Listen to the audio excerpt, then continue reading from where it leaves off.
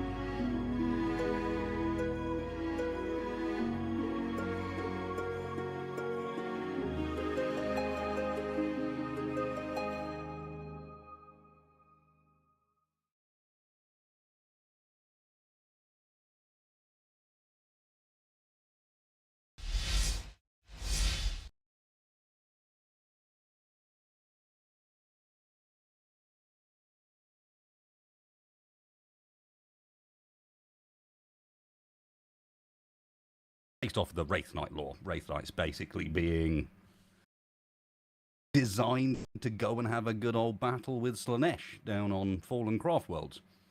So just all followed through with the idea that if the Wraith Knights do that, then surely they would have a retinue. Yeah. I always like it when people do that and add a theme to their army and a reason for why they are how they are. It's so yeah, mine is very Wraith heavy. Yeah. Very Wraith heavy and aspect heavy and has no Guardians in it whatsoever. Yeah, the vibe I wanted with mine was essentially broken Necrons. Were eating a clown so the idea is that a tomb world went without power for quite an extended period of time, and all the metal started to decay and rust before the Scarabs managed to get it back up and running again. At which point it went, right, okay, new template, keep them as they are. So it's kept all the Necrons in a slightly more rusted and broken state. Just basically a shit tomb world.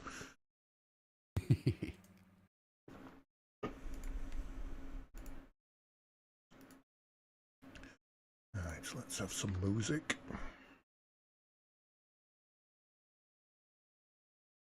Hey, Jerry.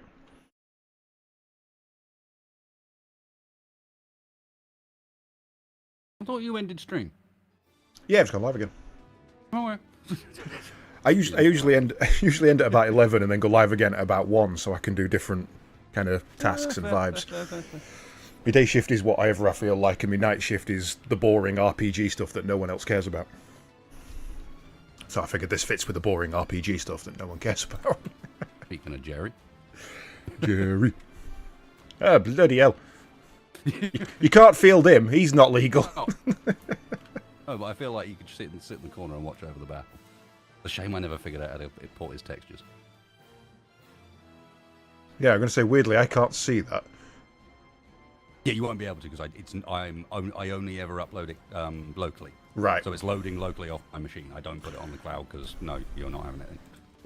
Yeah, no, that's fair. No one gets hold of that. Right click and save. Your NFT is mine.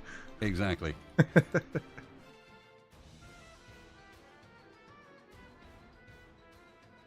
Alright, I do have one question before we start. Rules on transport is 10 infantry models. Oh no, it actually does specifically say the model has a transport capacity of 10 Necron warrior models and 1 Necron infantry character model. Yes, yeah, depending on what transport they are, they'll have slightly different rules. So, for example, my Starweaver can literally only carry Harlequins. Yeah, that can only carry warriors, not even immortals. Yeah, exactly. Like some of them have quite explicit rules as to what they'll take. Yeah, it just seemed a bit weird that when I first read it, I was sure it said 10 Necron warriors, meaning 10 Necron units. So if I attach someone to it, they can't fit in the transport, but at least I've accounted for that. Well, one thing I will say is, I mean, the codexes are so much prettier than they used to be. These are actually quite nice to look through. Yeah, I'm probably going to grab the Necron one. I'm up in Scotland this week, so I'm sure Glasgow has a Games Workshop. But yeah, and simultaneously, it is very nice to be able to have a few pages of this open in front of me for quick reference. Yeah. Yeah, digital's nice, but I do prefer the physical. Aspect host.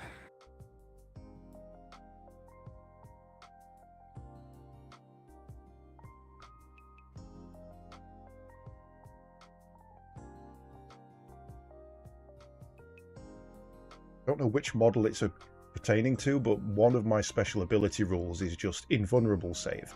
This model has a 4+ invulnerability save. It doesn't say who it's for, and it's scratched out. That's not helpful. I can use him as a war boss model.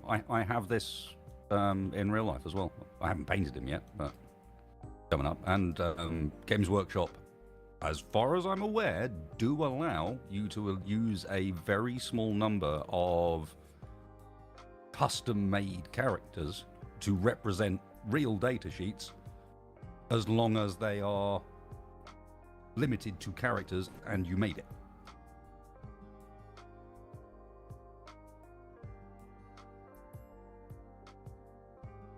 Yeah, I know they used to, especially with 3D printing. It was how they got around a load of people complaining that their prices were too high.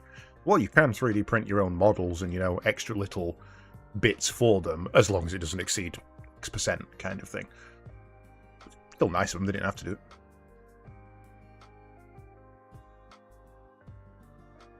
I imagine it's still... Do they still care about the what you see is what you get rule? I imagine they probably do. I believe that was... no, I don't think they do. I believe that does not include the allowance for having a custom-made character. Oh, okay. Oh, is it?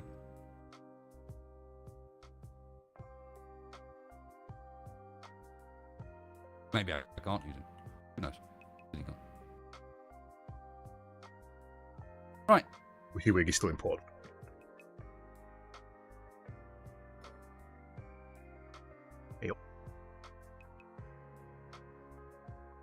It was voted on by chat, so we're doing weird stuff, and I'm learning how to play my Eldar again. Well, it's weird. It's Eldar. 100% it'll be weird stuff. Every single unit in this army has multiple weird things in their unit cards that they do specifically. They're quite a lot to keep track of.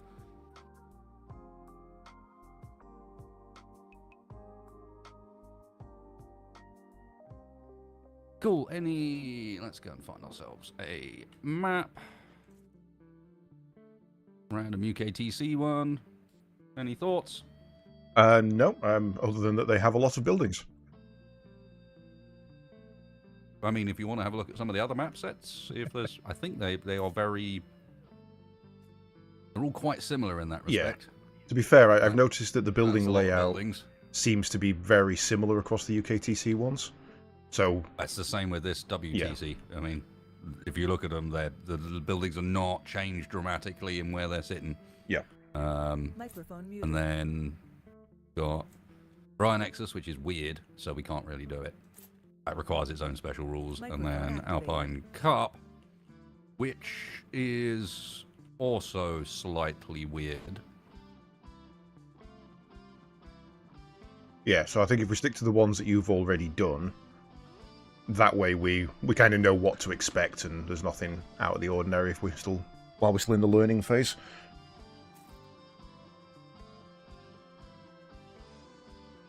I mean, these are all tournament maps, but those two in particular are very strict tournaments, whereas the UKTC one is pretty standard Games Workshop rules. Yeah.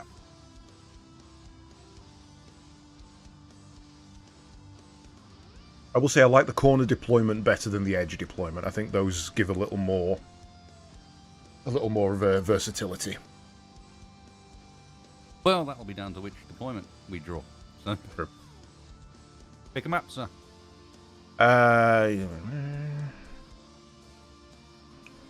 You.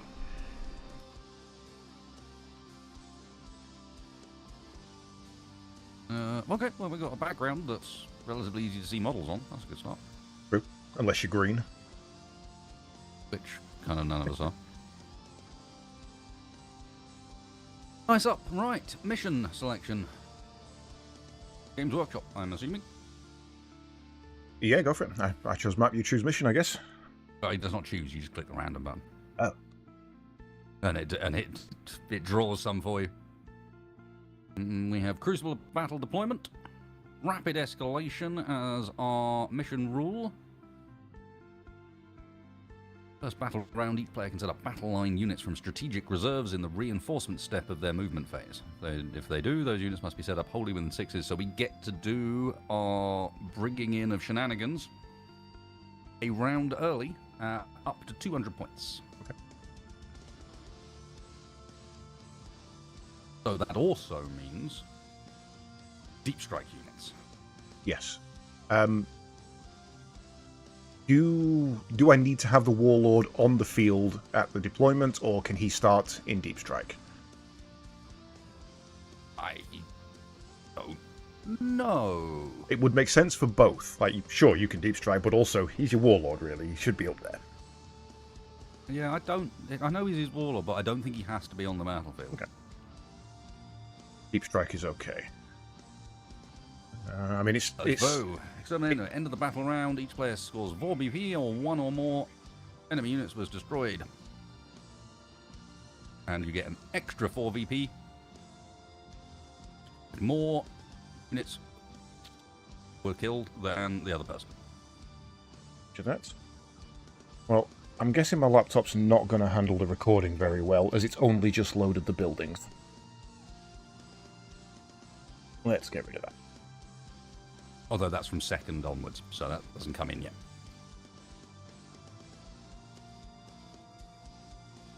Alright, sir. Roll your dices. I do say, I'm get out of here. Yeah, I'm so used to being on red. Get out of here, you. Take a moment. Delete that. Add 1d6. Roll dice. 3. 6. Already the blue dice are good.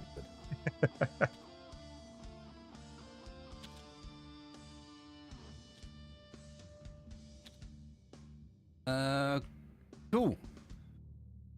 So that means I go first for deployment phase. Okay, and let's get the deployment zones on. What are we looking at here? This is an interesting bit of shenanigans. I think we will start off some of that.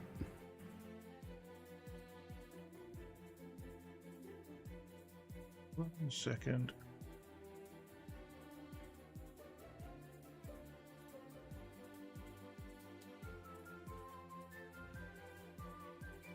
These ruins, can they be shot out of or not? I would say with how they're set up, yes.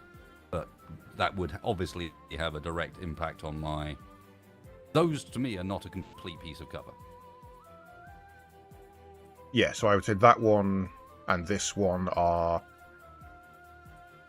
essentially the same as impact craters and bunkers, that they offer cover but only directly in them, whereas everything else is full building. Is normal building, yeah. Yeah. Right. Do I have to declare deep strike units before, reserve units before the match? No, I believe that's done as during your deployment phase here. So as you go through deployment, they get added in. I'm going to pop those inside that transport in strategic reserves. Is that deep strike or strategic? Strategic. Because you have a row for deep strike. Yeah. No, I want those in reserves. Okay. Don't think that can deep strike, if I'm honest. Let's find out.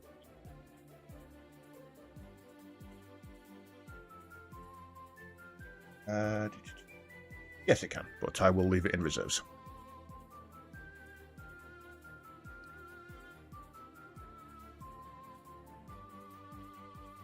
Wow, William, thanks. I'm really feeling appreciated. Where's Captain Shag? Thank you. Uh-huh.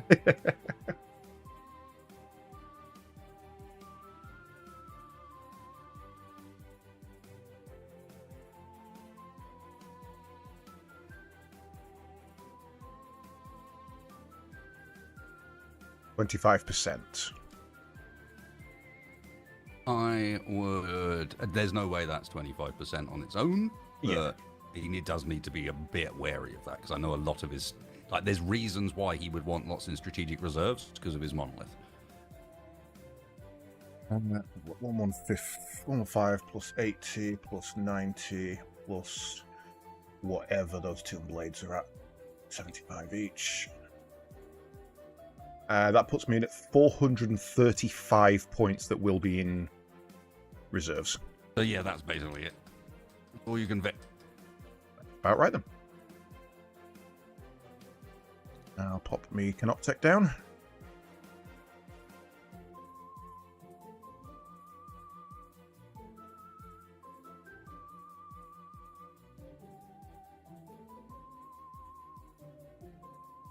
Yours?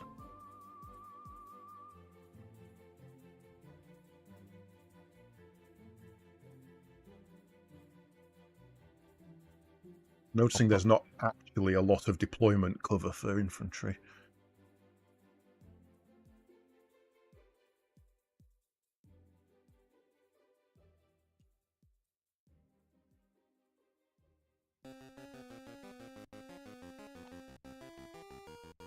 None.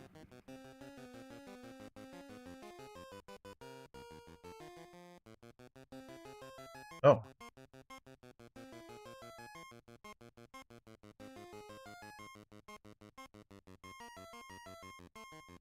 Sorry, are you waiting for me? Because I placed my destroyer last. Yeah, I've just placed a farce here that you can't Ah, see behind this. sneaky. I couldn't see that one.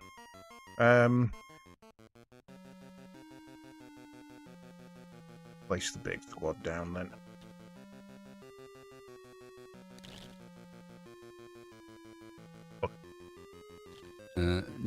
Oh shit! The trick in those circumstances is to hit escape, Right. and it will reset it back to where it was, and you're going to try again. Okay. Correct, Tris. The only ones that do not block line of sight and just act as if they are low cover is these two buildings. Everything else, ground floor, blocks line of sight. I'm going to place these along this bank, half in this cover. So if you want to start on your next one while I'm fixing things. Which is a slight change to how we played with Avi, where these were full cover, but I actually think it makes more sense. There's nothing there. It's not a building, it's broken. Otherwise, why even vary the shape of the building? You played those as full cover last time? Yes. Yeah, well, the fact that they're in our hand, discarding them is not particularly important. We just ignore them. Okay. What do we want to set up next?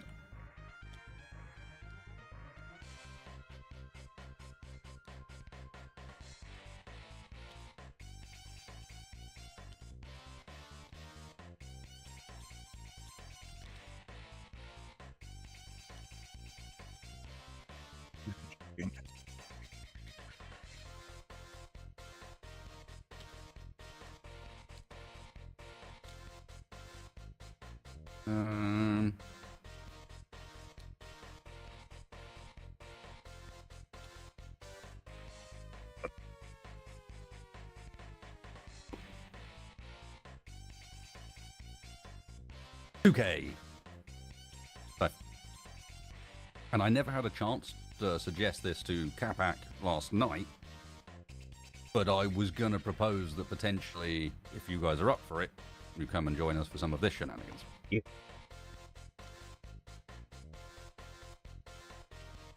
And yours?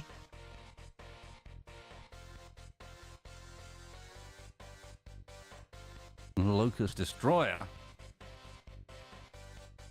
Yeah, he was kind of a, I have points spare, what can I fit?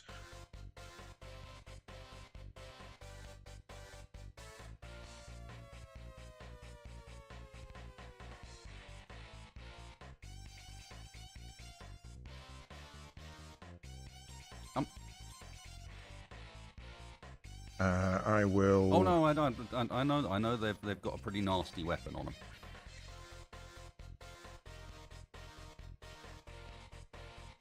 I'll drop some Tomb Blades into Strategic. Can you afford that? Yes, that entire squad plus both things of Tomb Blades is 435 points. Oh, okay, you did the whole total. Gotcha.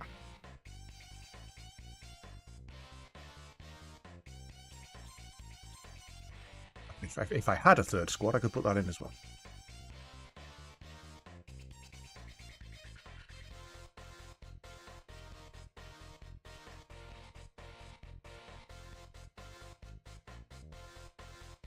The fate dice bullshit depends on what your detachment. For my detachment, I am going to get battle focus tokens and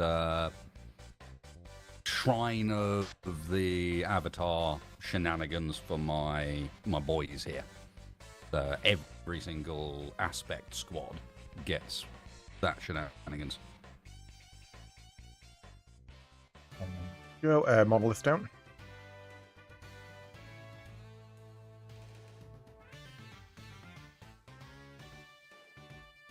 Each time you use the stratagem, you can remove one aspect shrine token your unit has, then select one of the following abilities, or select two of the following abilities if you remove national aspect shrine token during the usage of this stratagem. Ignores cover, lethal hits, sustained hits. I like this ignores cover one. Yeah. I took a couple of units with that. And I think it's going to hurt on both sides. Yes, I'm aware that the Fate dice at one point were like totally OP.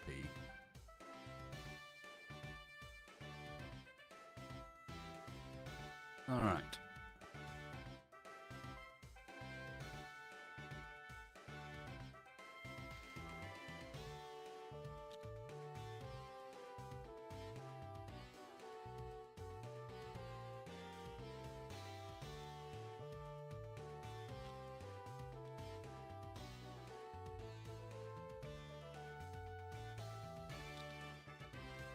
And yours?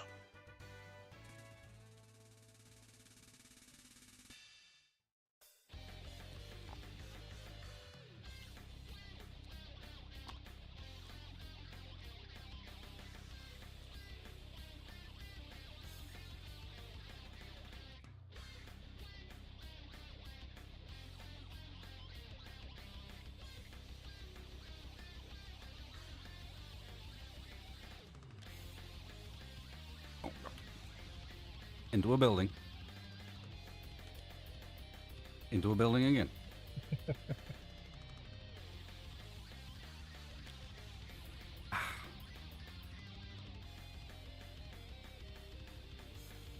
I hear if you drop them in that little bluish portal thing, they do really good. They have the best effect when they're in there, you're right. Like, it's like a webway, you'll love it in there.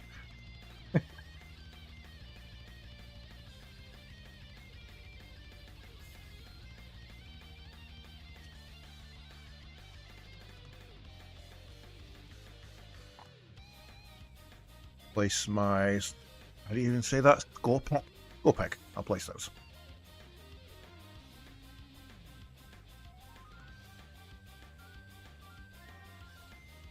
Yes, I've heard orcs are pretty good with the Daka. Nids have been having some good love, and apparently Chaos Demons hot shit.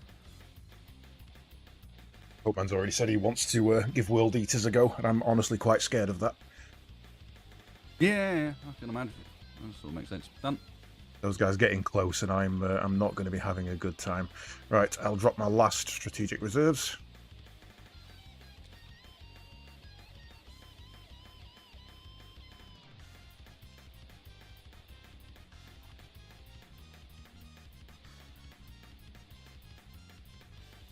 Done. Warp spiders into deep strike. Okay. Right. I've got relative coverage across most of the board now. Now I need to start not being afraid of those tanks. Oh, you need to always be afraid of those tanks. Canoptech down.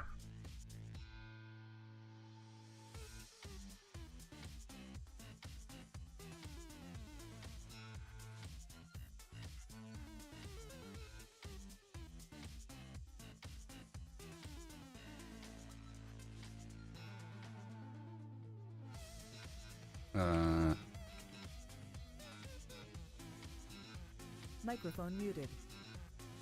Hey, Pilot Guy. How you doing? And hello, Leafy as well. Writing notes on the card so I know who's in what transport. Microphone activated. Yeah. I kind of actually assumed that's what this on the your blue thing at the back where it says Transport 1, Transport 2 is. Yeah, it probably is, but then I've got to remember which one's 1 and 2. Yeah. You're not going to fit there, are you, you little shithead? Like, your model's bigger than you are. It's hitting that building before it's hitting the building because of its bits that stick out at the front. Right, yeah. The hitbox is adjusted for the widest point. Yeah. They didn't bother doing a more complex mesh for it, and because of that, it's... Yeah, move it back. Having that one bit of greebling over the green line, that no, I'm not allowing that. Don't give me crap. Right. I'll put my other Canoptech down then.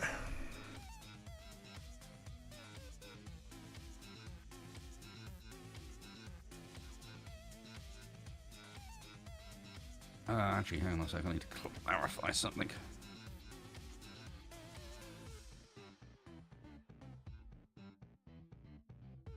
Where are we?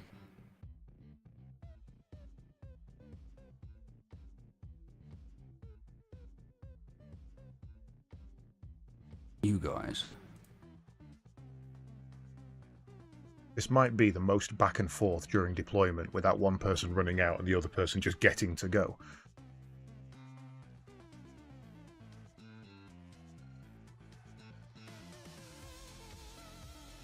Okay, so he keeps his scouts but loses his infiltrate. Got you. That's fucking annoying. I wish I knew that earlier.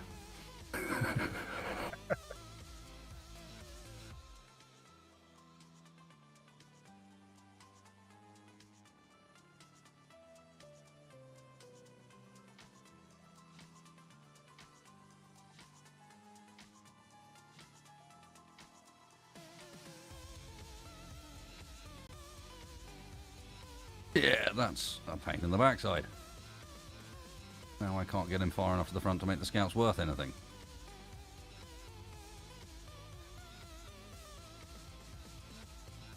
Ah, hang on.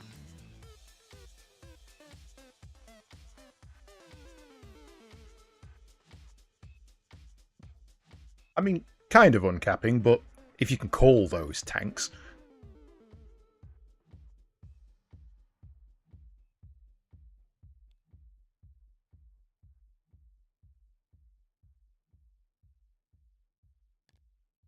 Ah. Don't know how it worked that time, but it did. So... Right. I do have a question regarding my special rules, Triss and Avi, if you've got understanding of this.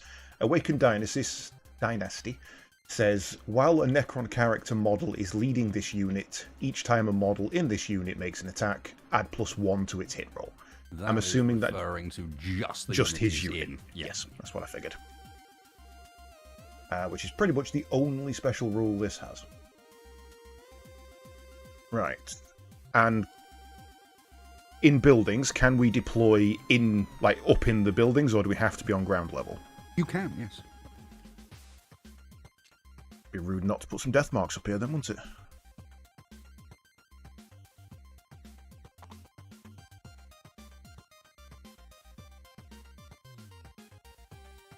I need 4 battle focus tokens, and then I think I get extra from someone as well.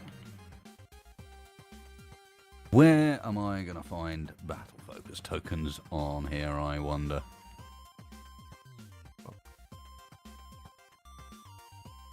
Why is there a giant floating show tutorial button? I have no idea.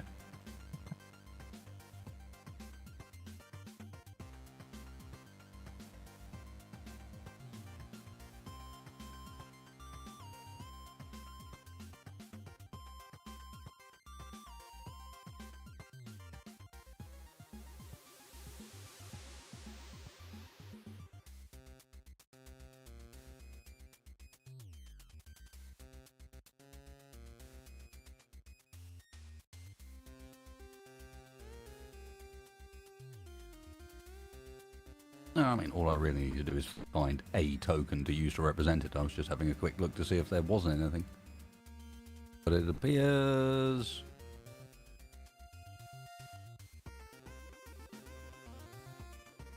It appears not.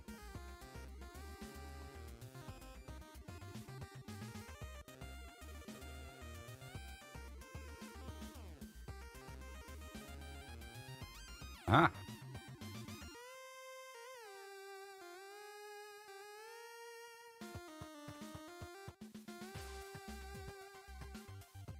Found myself. It looks like some of the yellow scribe hasn't unloaded itself. I can see create army and reset yellow scribe as well. Yes, guide and Russian fate and our battle focus tokens, and then each squad of these guys also gets themselves a aspect shrine token. No, sorry, not allowed. Oh, they just do, mate. That's how it works.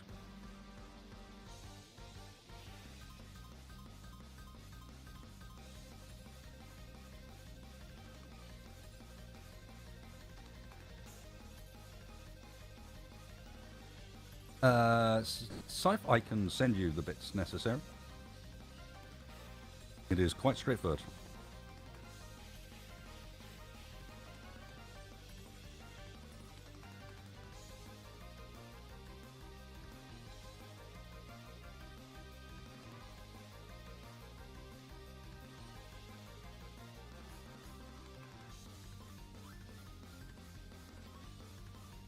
One moment, kids. No bother.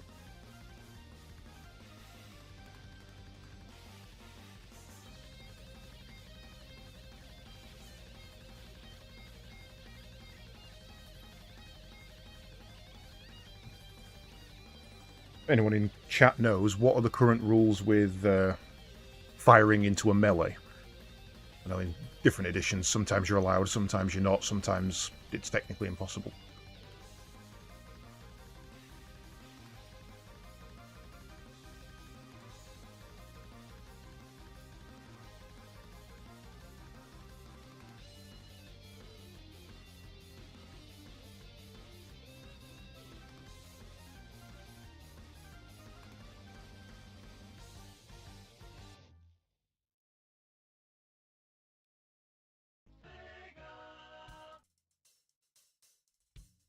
You can shoot tanks and monsters that are in melee.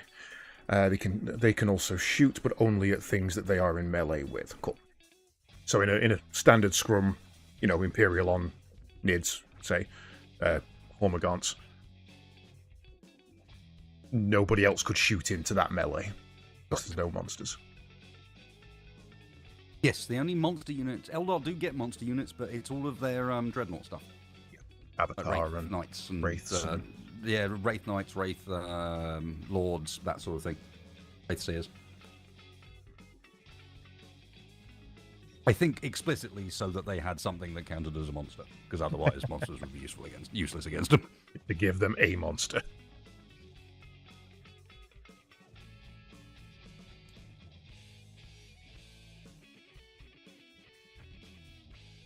Are you still placing, or is it mine?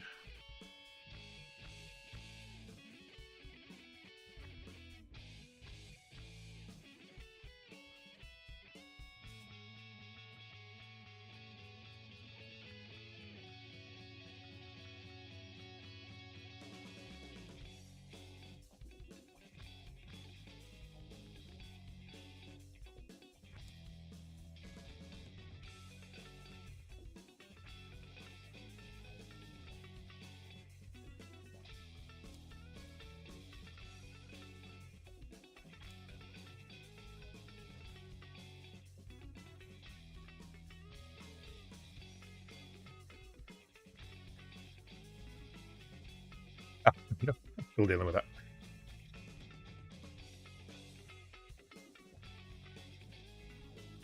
It's odd as well. I've placed all my units down and I'm looking around thinking, I could just move him to the side. No, don't touch him. That's not fair. You can't do that. We have not begun showing the Necrons what for yet. Deployment phase has just finished, I believe. Okay, this has got more stuff to deploy. Yes, have you not got those witches and everything at the back there as well? Or are they all in transports? They are all in transports. Okay. In which case, I'll put my Scorpex down there. Water Warriors in as much cover there as I can get. And 70 points, 90, I can't put them in reserve. I'm an aspect host. Break. Those there. That is all of my deployment. An aspect host, outside of its enhancements and other shenanigans, can basically be summed up as every last one of my aspect dudes, every time they choose to attack, they can choose to either reroll hits on ones or reroll wounds on ones, independently for each unit, and then it lasts until the end of the phase, and you can do this every phase.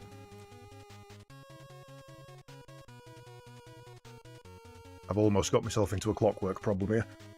My monolith is 7 inches long and can move 8 inches. Yep, yeah. I think we know where it's going to be going. Yeah, I've got a good idea. I don't believe the Aspect Host does get access to Fate Dice, no.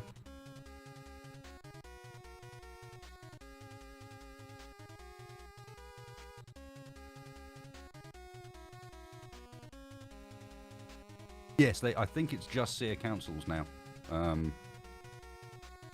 So it's fairly limited.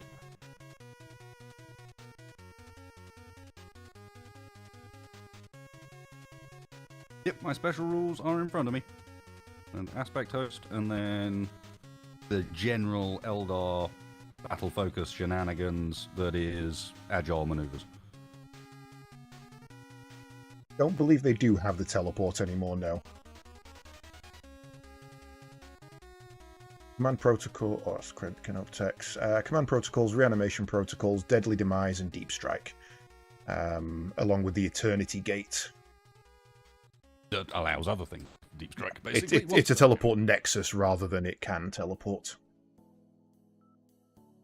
Yeah, it's a little bit sad, but also it's a mobile fortress. Having it teleport's a little bit powerful. Oh, really, Savage? Does I mean, it was silly, but I didn't realise that Sisters have got something that got a bit stepped on by it as well. Because it was 100% targeting Eldar. You're not allowed to have anything that the Imperial have because they've got to win.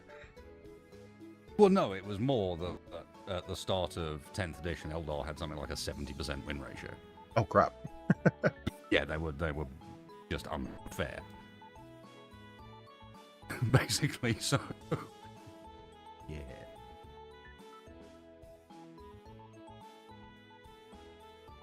Right. Yeah, I am deployed and ready to go. What is next?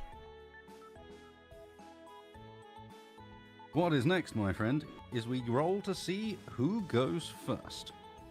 And this is, of course, a relatively big deal. On a D6. I don't really know what I would prefer. I think I would prefer to go second, which a 6 is not going to facilitate very well. Oh, did you roll 6? Yeah. Any scouts? I do have some scouts, actually. Sorry, that's a fair point. Thank you very much. My Wave Serpent in the middle here is going to... Why do I not have my measure shenanigans on? Is that just something that's broken for blue? Because it's working fine for me. No, it was just off.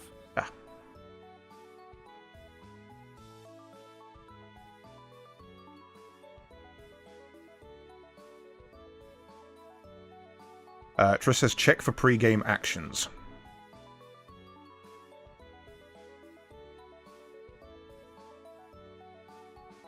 Yeah, it looks like the infantry had it on already, but the vehicles did not. Scouts is after finding out who is first. Well, that's good. Because of course I might want to go backwards. We did just last night.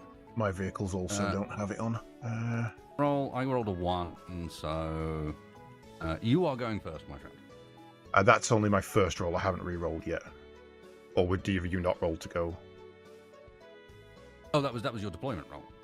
My deployment roll was a 3. My who goes first was a 6. Yeah.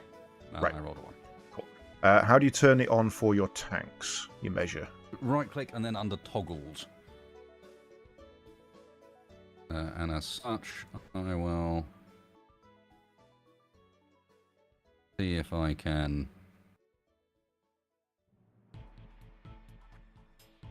Annoyingly, this guy inherits, I believe, the movement distance of the squad that's in it, as opposed to getting its own movement distance as a scouting mover.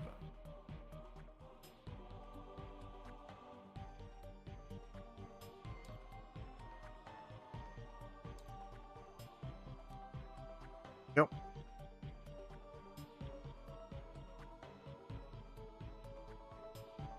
Imagine my only scouts are my death marked, and they are not. Yeah, I only get them distance of the blooming unit inside me, not the transport that's carrying them. So that's not massively helpful. Oh well. I have no scouts, so nothing to do for me here. And I don't believe any of my guys have a on the first round blah blah blah blah happens.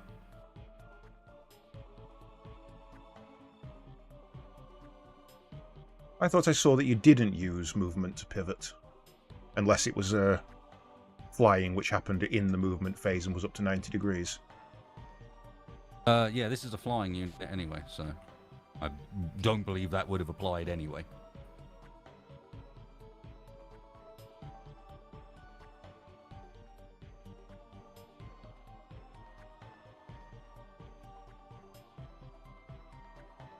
Flying uses pivot. Yeah, the one I read that any aircraft has to move 20 inches and then pivots at the end of it. I've not seen anything for just standard flying. But that makes this scout conference rule so useless. I'll be honest, if you want to have that facing the way it should, which it should be able to, but can't because of tabletop, I'm not bothered. You can feel free with that. Yeah, I don't entirely know. You see what I mean? It's like I Yeah, can't get it any closer than there. That's not the model, that's tabletop. Hang on, let me do some shenanigans.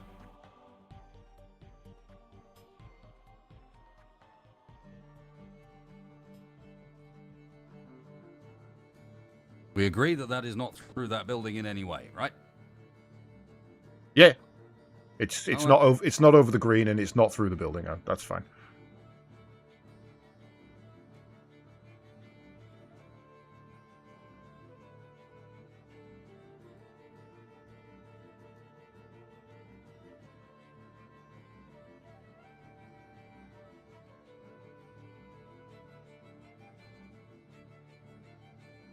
Yeah, this isn't an aircraft. No, but, I mean, it does have the tag fly explicitly.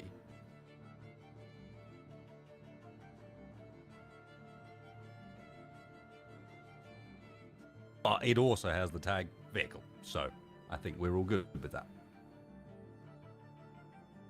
Yeah, so fly is it can fly or it can hover, and you have to designate. But aircraft is a flying vehicle that doesn't have the hover ability, essentially, or something along those lines.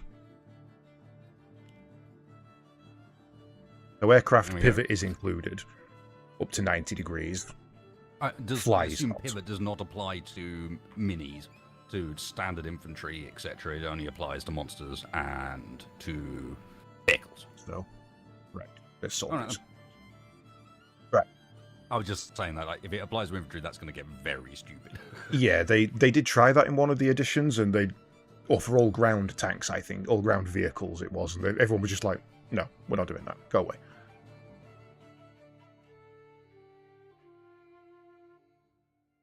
Right, are you scouting anything else, or just that one? That's all I got. Okay, I got nothing.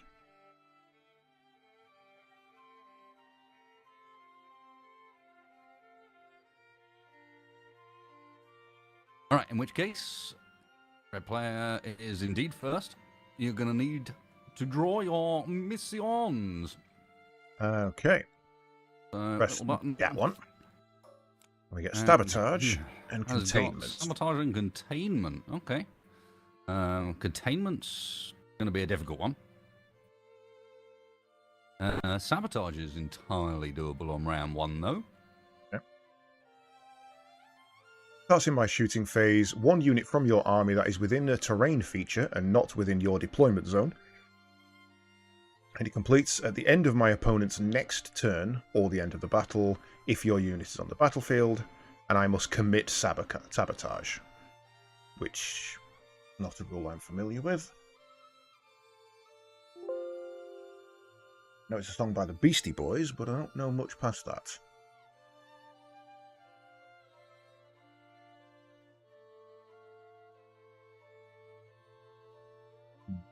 What do you mean by detachment?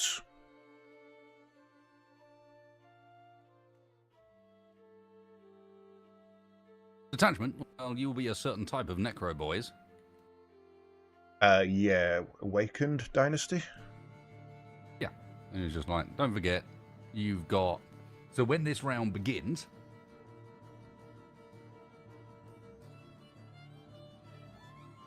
you will have some command points to play with. Right. And you can use that stuff immediately. Oh, from your stratagems and things? Yeah.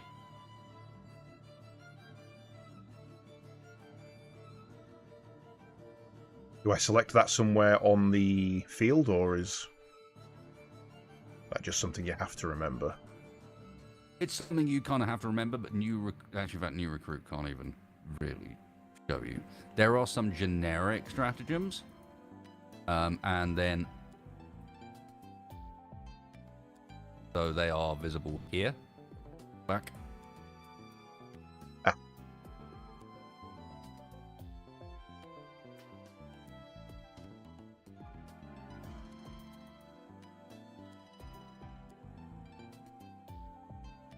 And Necron. Although apparently, if you check your Discord, Triss has sent you Thank a you very link much. to your stratagems or awakened shenanigans. You also send me the link for where they're from, if you don't mind, Triss. I'll keep those handy in case I need, well, for when I need them. But bloody hell are all these? But also understand that new recruit does not make money in any other way, Mr. Brown, and it's also not absolutely plagued with ads, because if it was, no one would use it. Yeah. And somehow they have to fund actually paying for that website. Yeah, I mean, I definitely will. Websites ain't free. I'm waiting for payday, essentially.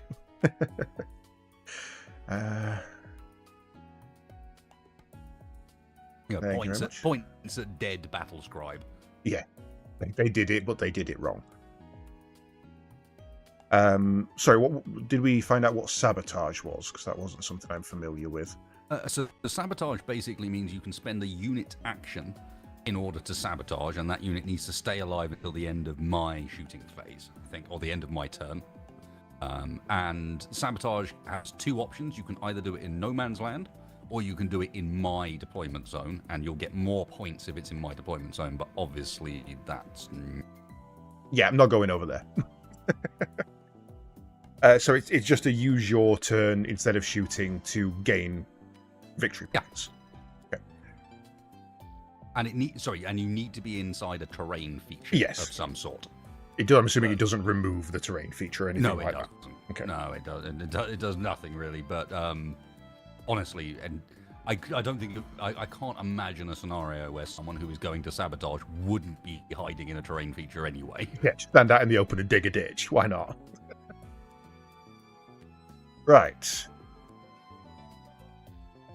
So, what do I want to do? Turn order.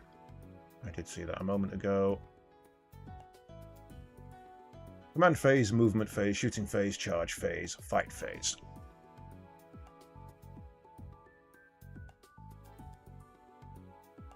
So I will...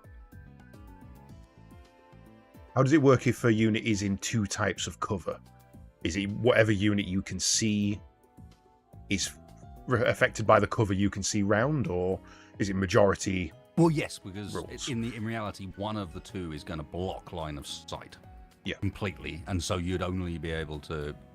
Basically, you have to take the value of the cover that they can see through. Yeah. But annoyingly, that doesn't mean they can't still target the whole squad. Yeah. It just means that they target it through the bit of cover that's got no value. If I lined my troops up there, anybody shooting this way would shoot the whole squad. Anybody shooting this way wouldn't be able to Wouldn't be able the to hit. building. Exactly, yeah.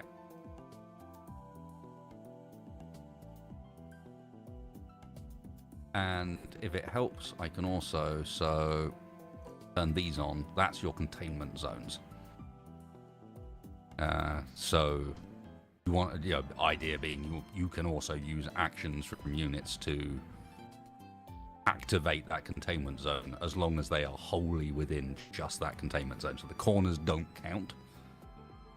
But for example, this, one of the Canoptech destroyers could, or some of these guys back here they would have to be wholly within the zone, so they'd have to move, but could then activate containment on that particular zone of the map. And the more you do, the more you get. Okay. So we're essentially locking down a grid coordinate. Yeah.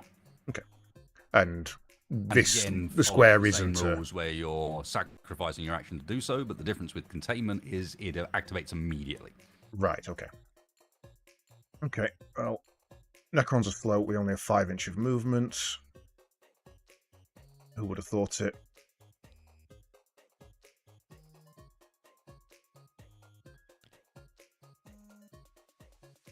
Big death mark as well. Even open ruins you cannot shoot through. Good to know. That would have changed my entire deployment. Cheers, guys.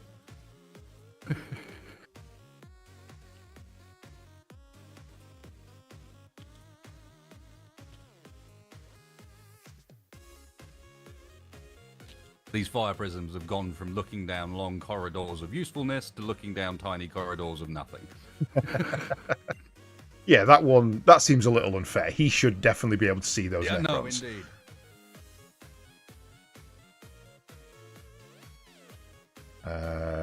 So if that one wants to move level, he's got to cost himself 3 inches.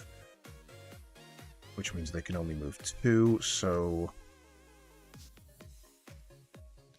just line them up in the ruins.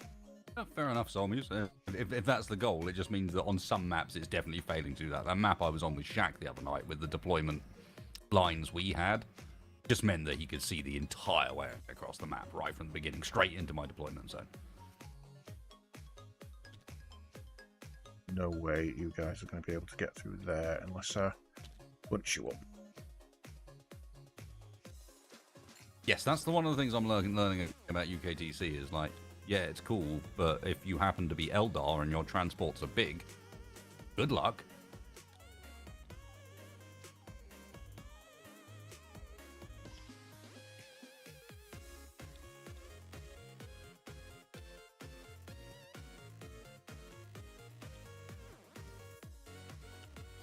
That also means that by moving this Wave Serpent into this ruins, I made it available to be shot at. I don't think I have anything that's going to be in range of that. I wouldn't worry too much.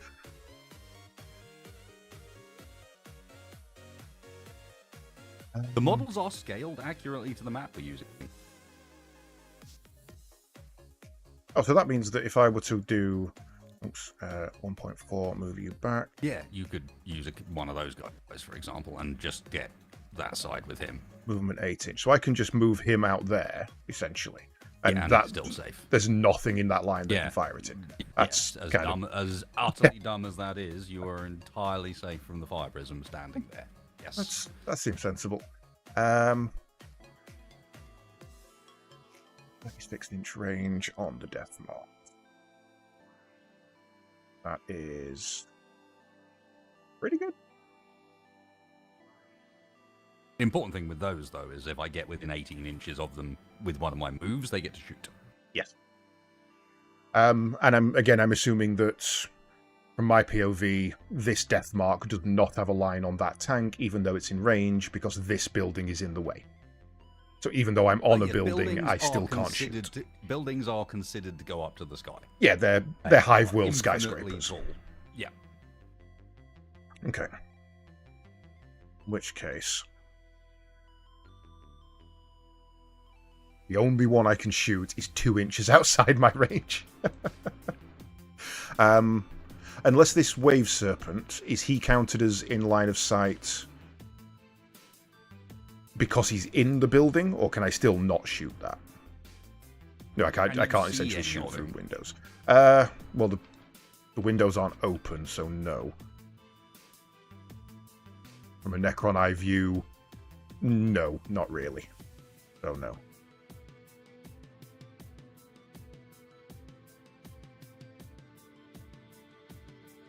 The only one I've maybe got a shot at is that, but that goes straight through that building. The destroyed one. But not even he would. It would have to be him. So even that destroyed building, I can't shoot through. Okay. These buildings between us are basically preventing it. They're full cover. Right, okay.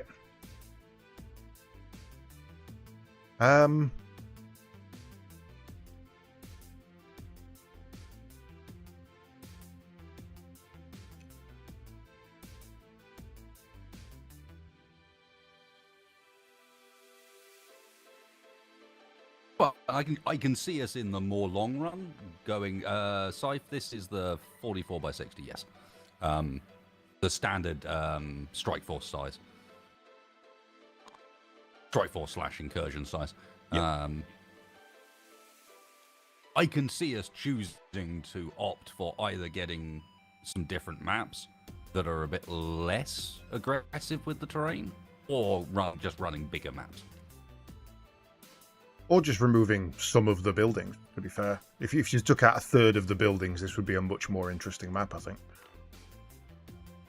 Or a much more interesting in the early rounds. Well, I don't think he's going to be able to get there, but... I'm more inclined to use the 44 by 90, just on the basis that we know it's correctly scaled.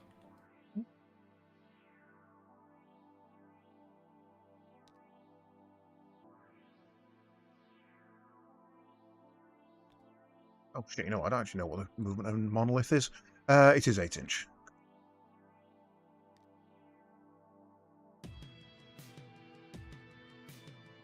And likewise, just because I'm in a building doesn't mean I can just freely shoot out of it for something like a...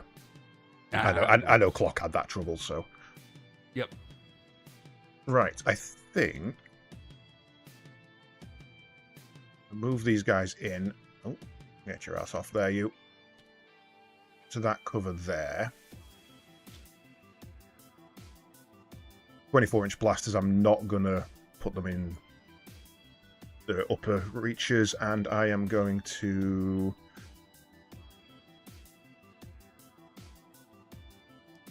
Forward 8 inches. Ah, he's a vehicle, he has to go round. Alan, yeah, that is the end of my movement phase. Don't think I've got anything that can shoot you. Oh, no, that's a lie. No, it's not. Monolith doesn't have line of sight. So, I've got no shooting phase, no charge phase, no fight phase. All yours. Other thing has just absolutely thrown this for a noggin.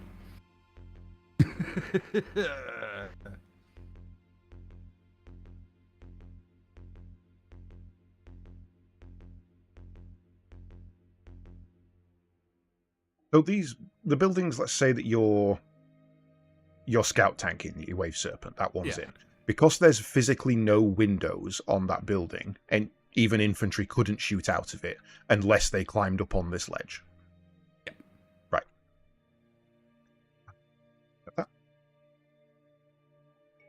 That's a silly rule, but... It is, yes. Then some homebrew in the near future. Yes, your Scopic destroyers are your melee dudes, aren't they? Yeah, they're there for support more than anything else. I figured I better have something, especially if I'm up against Nids. Oh, wait.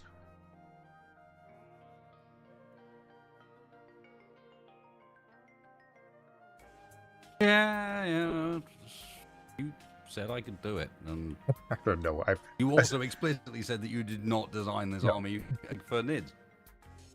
I certainly put the destroyer, the Sculptex in because I had no melee, but it wasn't specifically for the Nids. Hey, let's face it, your Nid army wasn't very melee focused when I saw it, so it is now. It's fucking scary now. Yeah, no, fair enough. Yes, at this point it has gained things like Maliceptors and a Colin Effect squad led by a One-Eye. It's those 30 Hormagaunts. 30 Hormagaunts, and also... It's not, dude. It really fucking isn't. You have not been paying attention to the right things. The Hormigons are going to get into melee, but they're not going to do much but hold you down. That's my problem, that in this army, being held down is going to cripple me. The real one is when this Parasite of Mortrex and the Morlock get involved. Yeah. That Morlock is horrifyingly, big. I don't think Space Marine 2 did it justice. That thing is scary. Morlock, good fun. Parasite of Mortrex. Surprisingly scary for what it is.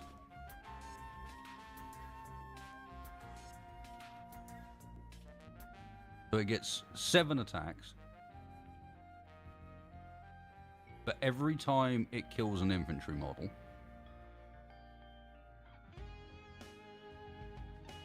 it gets to add a Ripper Swarm to its army of D3 models. But every infantry kill. The Necrons didn't quite make it out the deployment, so I can't sabotage.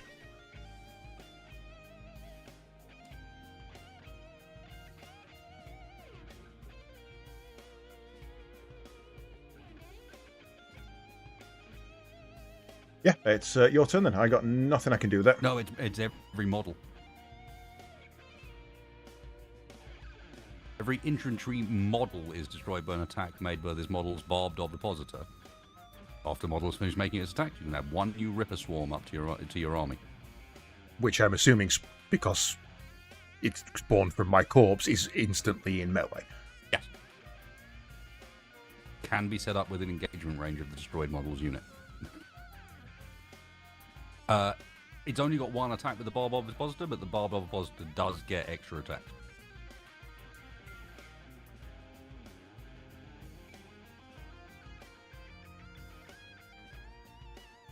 Need to bring my strategy. Okay. Oh yeah, sorry, it's the wrong one. I'm thinking you've sustained hits, aren't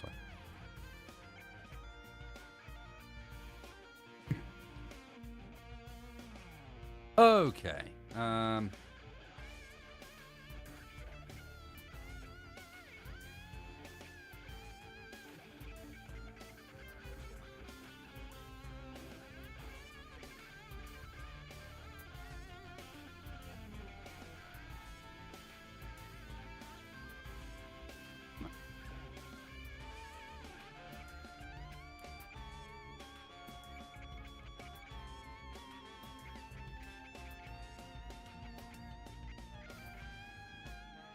In fact, I am gonna advance with the Starweaver. 6, get another 3 inches. That is, yes, sort of helpful.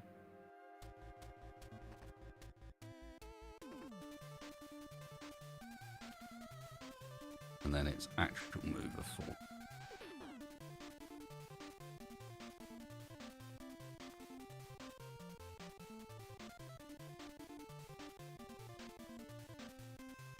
Next up.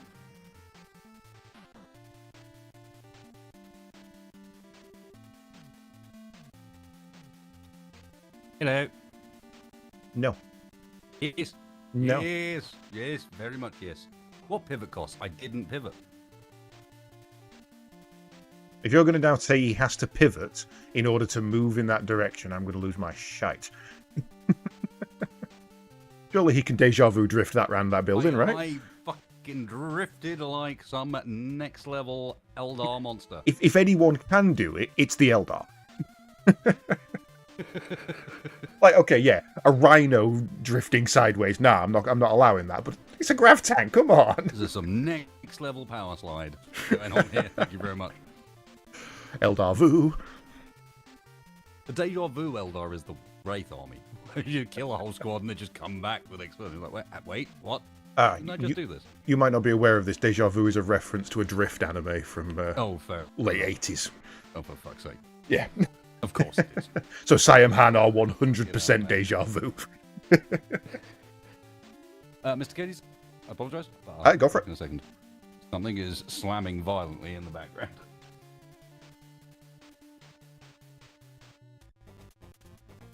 How fast do you reckon a monolith can serpentine? Do you reckon we can dodge this?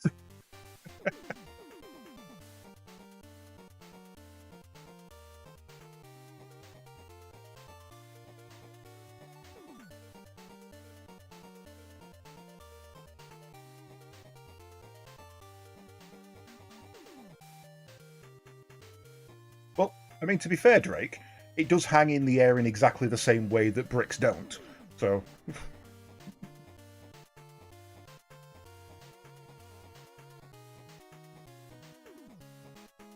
Well, that's the hope. That's why the monolith is in front of the Canoptech. Because if any of those two can take that hit, which was obviously coming, it was going to be the monolith.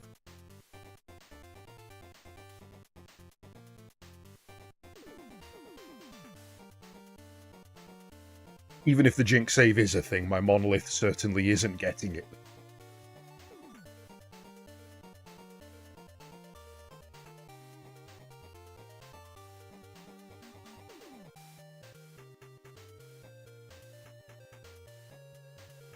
I don't think the dice are going to help. A monolith... Most of his infantry can outrun my monolith. Hell, most of his infantry can outwalk my monolith. The only thing... I'm not sure that's entirely true, but sure. Well, you can at least keep pace with it. The only thing slower than a Necron monolith is a Necron.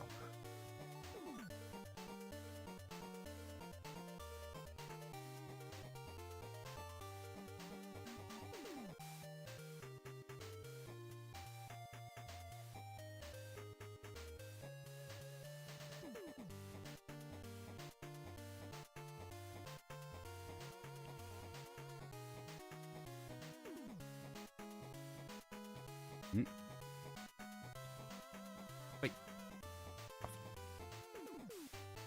Hello, Mr. NG.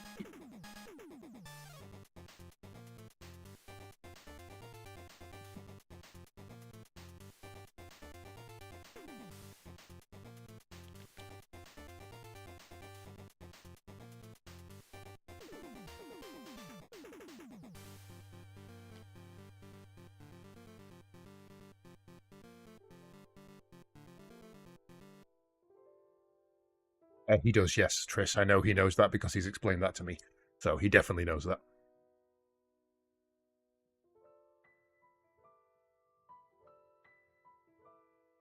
Microphone muted.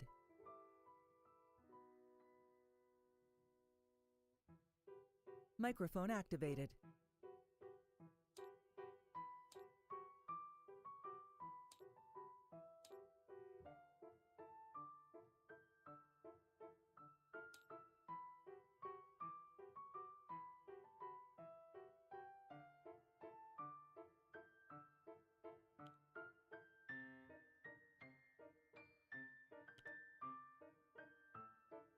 All right, Triss. Maybe don't, like, tell him my exact lineups and stuff. Let him make his mistakes, for God's sake. We're at a backseat driving, but backseat tabletopping's a bit far.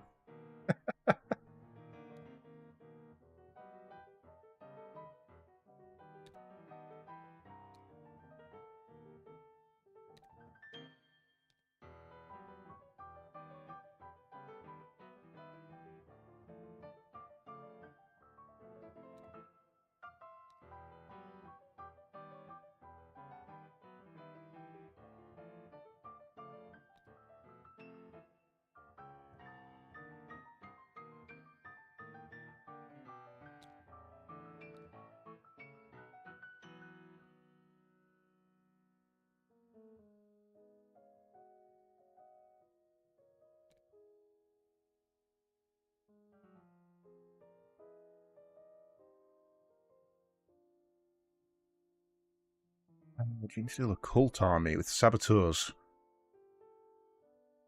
Just to trigger explosives without line of sight. That sounds unfair, but alright.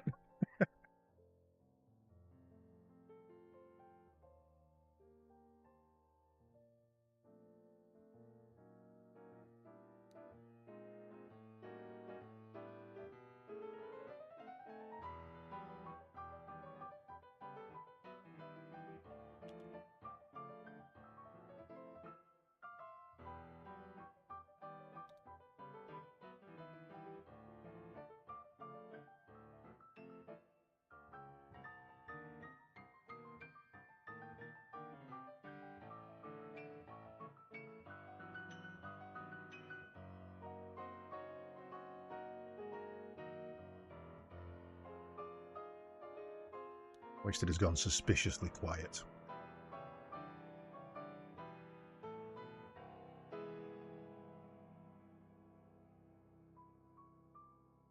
Yeah, it's because I've muted myself. Fail. Busy enacting Blitzkrieg. I'm definitely not quiet. It's a very quick advance, I will be honest. Well, it's what I got, dude. Yeah, I mean, if you weren't using a quick advance strategy, I would question the amount of wave serpents. Exactly.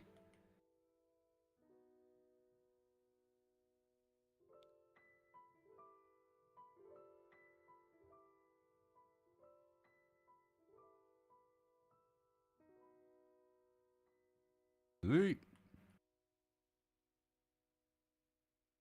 Ah, hang on. I rotated that.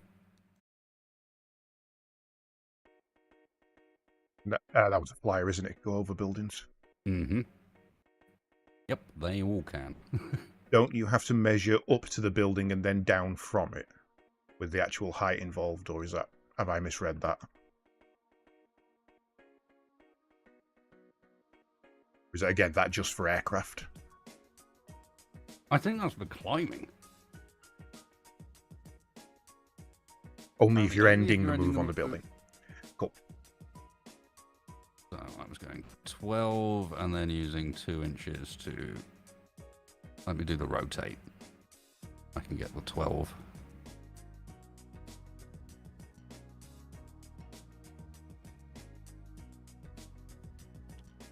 I've just spot a fake Dark Angels player. He asked for a sword and a shield, never once mentioned a bite.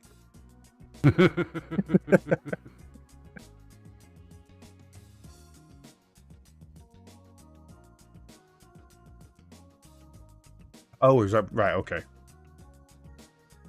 So I could have gone through the building with my Lockhurst, but I assumed I couldn't because I thought I had to go around. Yes, there are some strange rules about infantry and buildings. Yeah. To be fair, leaving him there wasn't a bad play, especially with what you've done.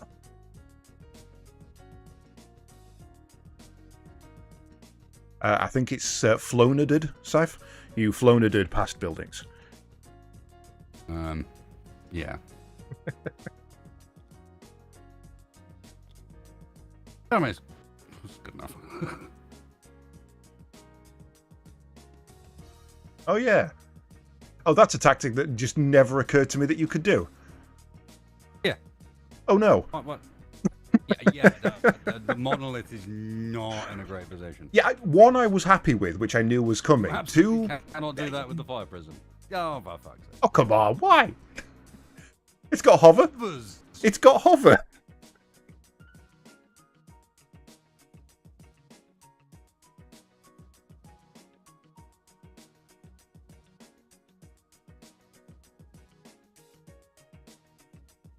Like my reaction was, didn't think of that. Not, is that against the rules?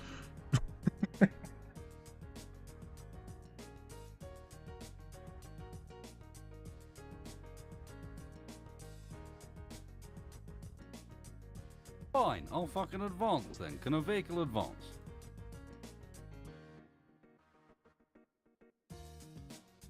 People's toys got broken. Absolutely, great. I advance 1 inch, which is probably enough to make up for the fact that I don't know, actually, I did put it right at the back of the map. Yeah, you were back a bit. You were kind of just on the border. It was very tight. Move it forwards 1 inch. Vitally important, 1 inch. Oh, she tells me. Might actually be quite an important 1 inch, KDs. Why they call me Justin.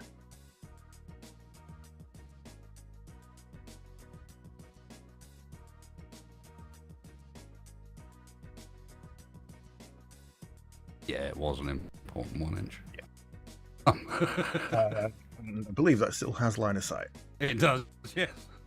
Its wing can see the side of your triangle. Yeah, I would. Which is apparently all that's necessary. Well, I always have this argument with people on the XCOM thing. Just because that's where it's moved doesn't mean that it hasn't jinked slightly to the left and weaved in and out during its movement there. So, This is a tactical representation, not real Don't think life. you can advance and shoot. On a tank? Really? Okay. I can with my twin shuriken catapult because I have assault, but otherwise you are correct. That's less worrying then. In which case, can I redact that move and put it Yeah, go for it. back here instead, which is well in Well line within. of sight. Yeah.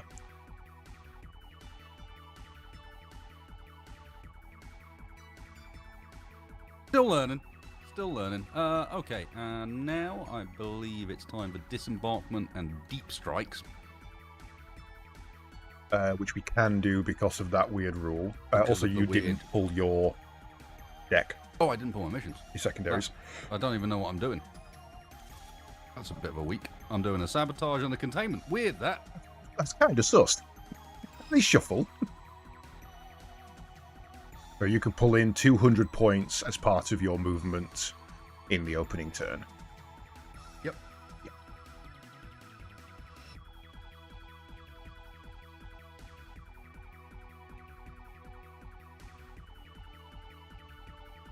Really? With all of the built-in shenanigans, they don't shuffle on that. It does all this automated stuff. It's really well done, but shuffle on match start, beyond us. Just, no, not possible. If there was a quick shuffle then. Oh, for fuck's sake. And it's broken again. Oh well, we'll be tracking it manually. It's an extra CP per command phase, is it not? Apparently I need to press it. Oh. Because I didn't cycle through mine. Yeah. There we go. Right. And it also give me my command point. Nice. Thank you.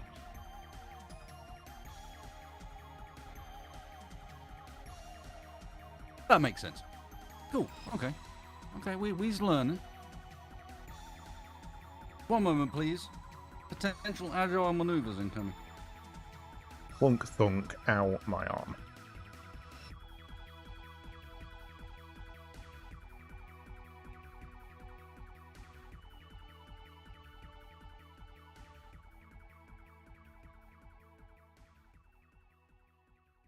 Nope, we're good.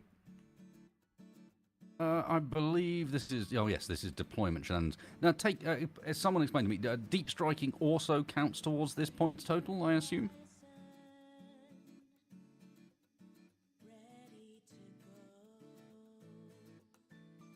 It specifically says from strategic reserves, not from deep strike. Yes. Interesting. Yeah, kind of with them being separate on the board, I assumed those were different. Good to know. Right, I need to check how many points these things are worth. 1 second, please. Let me just get my This is armor. tally machine up. Army. That's not helpful. You won't find your points list in my army, I don't. Yeah, well, I don't need that, Omen. That's not helpful. The Wind Riders are 80 points. And so I can get one of them in because they both got attached. So I might as well bring in the one with the... Let's have a look. Let's just double check what I think. Using magical tools. Ooh, fancy tool. That's 9 inches. Okay. No, that was 13. Yeah, I was about to say that doesn't sound right. I know how you measure your 9 inches, but Lovely jubbly.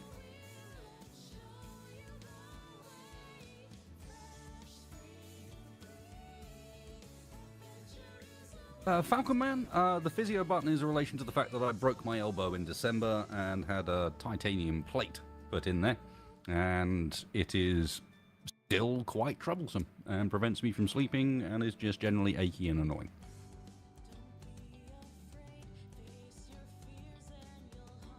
not gonna lie, kind of forgot that you can come on from my side. I need to check that I can.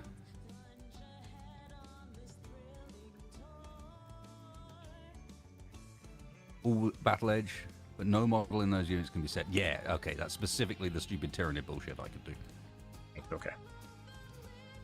We can reserves turn 1 because of a card that got drawn, Solmuse. And his Tyranids can come on from my side, but not his Eldar by the look of things. Yeah, my Tyranids use a command point strategy to do so, which enabled them to do something a bit different to usual shenanigans, I think. And is that anywhere in my deployment zone, or just this side of the board, because that's where I started?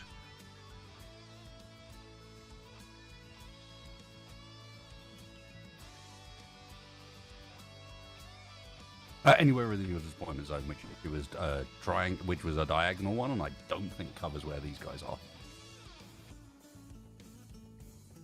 are. No, that would be kind of there, so they're fine either way.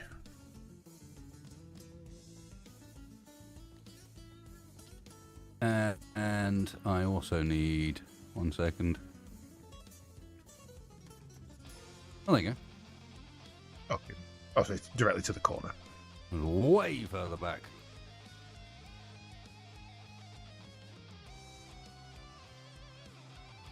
Apparently, Deep Strike can happen in turn 1 in rules as written, but in tourney play, 99% of play overrules that and says turn 2 is the earliest. I don't mind tournament erratas. Keep things interesting. You mean you just don't want me to deep strike my warp spiders into that spot at the back? Because they can 100% can go there, because deep strike's different. Yeah. I mean, to be fair, depending what you target, I don't mind. Have a go. The death marks. Who will get warped, spinneretted, and it will not be fun for them. No, it will not. And this is why I wanted to go second. Alright, deployments. So, if I understand right, disembarkment must be within 3 inches of the model they're disembarking from. Yes, and in transports that have moved, the unit cannot move. Yep.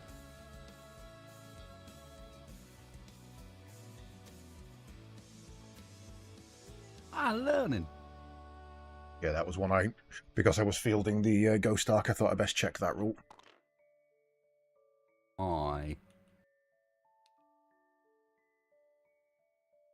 This is not good times for you. No.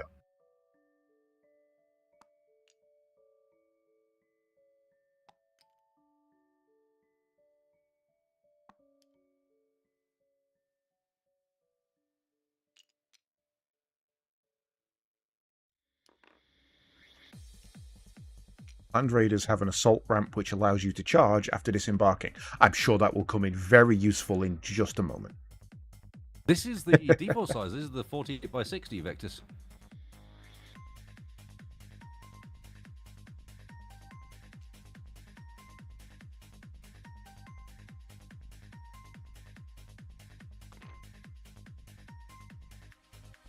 Oh, they were grots for a second, I think. Yeah, grots. Stingy grots, my friend.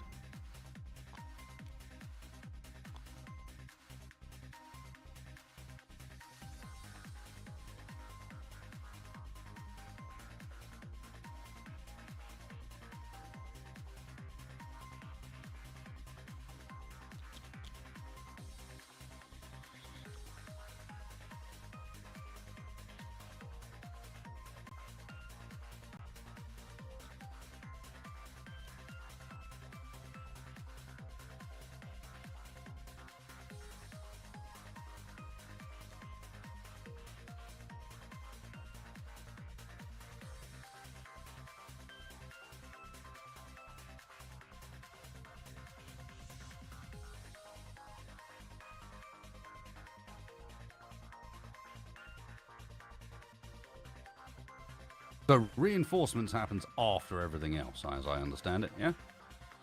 I don't know on that one.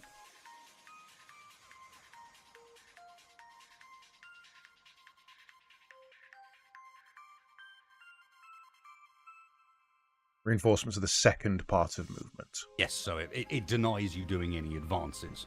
Yeah. On reinforcements. So it's advance, move, reinforce. Mm-hmm. Yep, double checking. Nope. I believe that is all deployment shenanigans done. Cool. I think is on to shooting MacGuffin phase. What are our objectives here? Are we just murdering each other? I believe our primary objective is purge the foe, which is straight up get some murder on. You get 4 VP for 1, and that's it on this round. Yeah, so anytime you kill something, you get 4 VP per round. And then, of course, we both got sabotage and containment. Yeah, which... not great. I'm gonna whack these on for me. Of course, I should have contained. That's not me. I assume that you contained, dude. Your models couldn't do anything else. You moved them for that purpose. Assume you contained on the sides you could. Which is 1, basically. When I would... At that point, this fire prism was over here, and these guys... Were these guys in this zone, or...? That doesn't matter. Oh, okay. It's purely about where your units are. So if you want to use up... So basically, for this edge, you could use up the Doomstalkers or the Monolith's action in order to take that edge, because they're the only units wholly within it. And then this one I could do and most this of edge, these. you could... No. Only 2 units are wholly within it here as well. Actually, in fact, only 1 technically within it. It's the Doomstalker. Immortals and... Then, no, because the corners don't count, I don't believe. Oh, right, okay. When you said corners don't count, I thought you meant that... your deployment zone as well. Yeah, okay.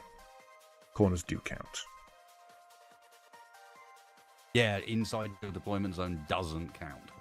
Inside deployment doesn't. So the only units that can do it are basically... Yes, just that. One of those 2.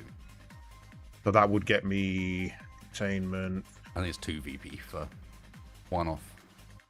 For each battlefield edge contained, your army gets 3 VP up to a maximum of 6. Cool.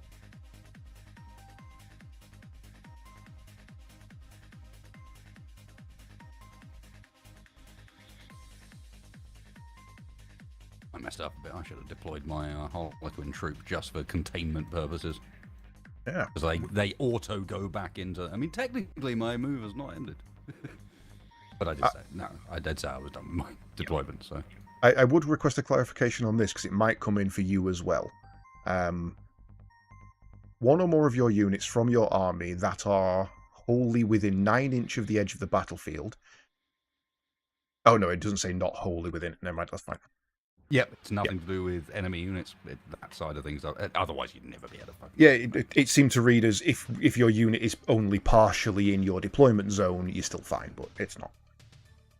All right, I believe this is shooting MacGuffin. Let me just double-check on the containment. Is in my shooting phase, so I do get to decide during this phase whether or not I do that. Yeah. Right, I believe we're going to begin with Monolith Murder. I think Sounds this good. is a great place to start the game. So we'll start off with this fire prism. I think you've got line of sight there. Yeah, I think so. 60 inches, so unlikely to cause any problems from that angle.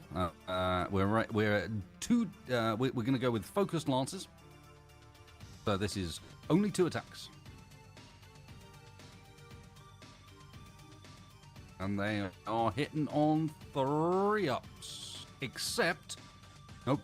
In fact, that's not an aspect thingy, so it doesn't matter. 2 attacks on 3 ups. 1 hit.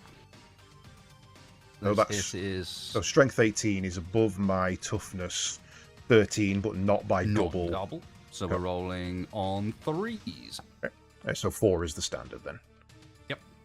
That goes through. So now is your opportunity to save against an AP of -4. Also, I forgot linked fire. What does linked fire do? 1 second.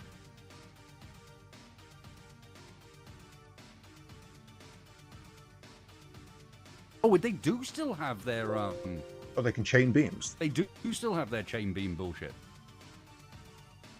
Sorry, you have to declare that before you shot?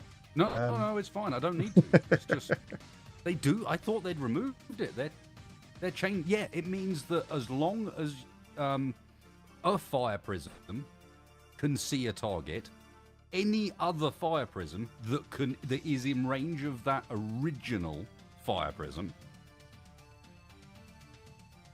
Oh, so it doesn't just buff the original shot, it's just free shots. No, it lets all of the other ones fire through that fire prism, but it reduces their attacks to 1 instead of 2. Right, okay. So you get 1 chain-linked attack, and I'm guessing it only allows... So if you had another fire prism, say, here, you couldn't chain to that one and then to that one? No. Okay, no. Yeah, okay, that's reasonable.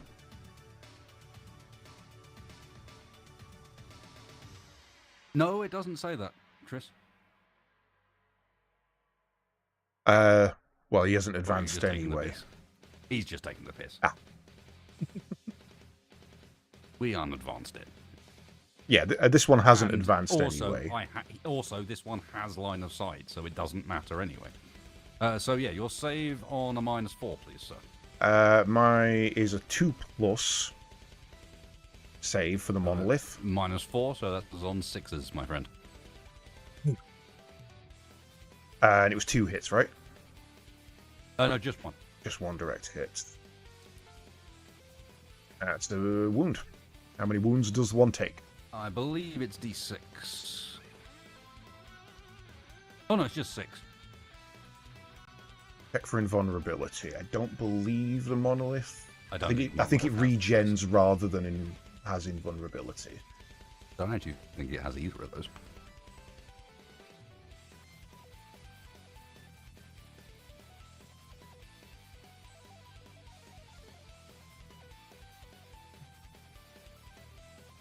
Okay.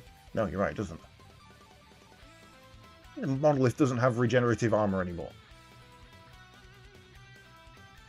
Well, I'm just getting rid of that thing. Clearly not worth it. So, how many wounds, sorry? 6. Oh, damn. And it's what buttons to reduce? Numpad 2 and 3. 2 and 3. Reduced and increased. 3, 4, 5, 6. Cool, and you're not going to be in shuriken cannon range, so we'll ignore that. We'll fire with the next fire prism. This one, because we have already made a hit. Oh, for fuck's sake, I forgot about its crystal matrix. Go for it. Every time you select a Jew, you can reroll 1 hit and you can reroll 1 wound. Oh, go get them. Which I obviously would have rerolled the hit. Yeah.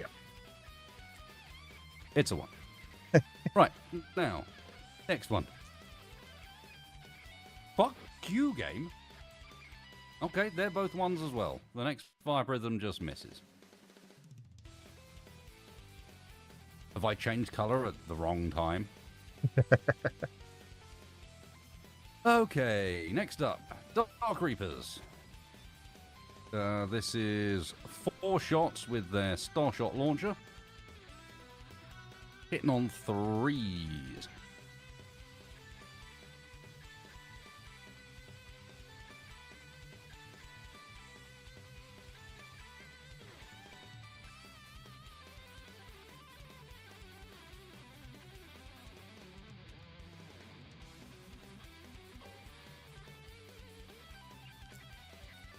That's the They all hit. 4 shots. That's 4 hits. Strength 10. So what's your strength? Toughness. 12, 13. So 12 teen? What? 13, sorry. 1, 3, teen. I thought it was 12 and then I read it. Okay. So I am hitting on 5s. That's 1 hit. No modifiers to your save. This is an AP -2. -2, so 4+. Which I save.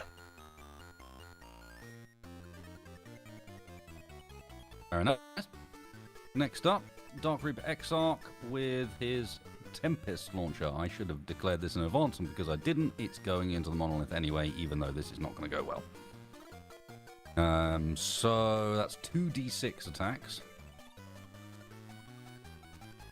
That's 10 attacks. Hitting on 4 ups because it's indirect. It's 6 hits. 7. Can't count. 7 hits. Right, that'll be wounding on. I'm under half, so there's wounding on 6s. 3 wounds. AP. -1. So 3 plus. Up, I think. 2 saves, 1 wound. I doubt this does a huge amount of damage, so yeah, damage 1. Wound.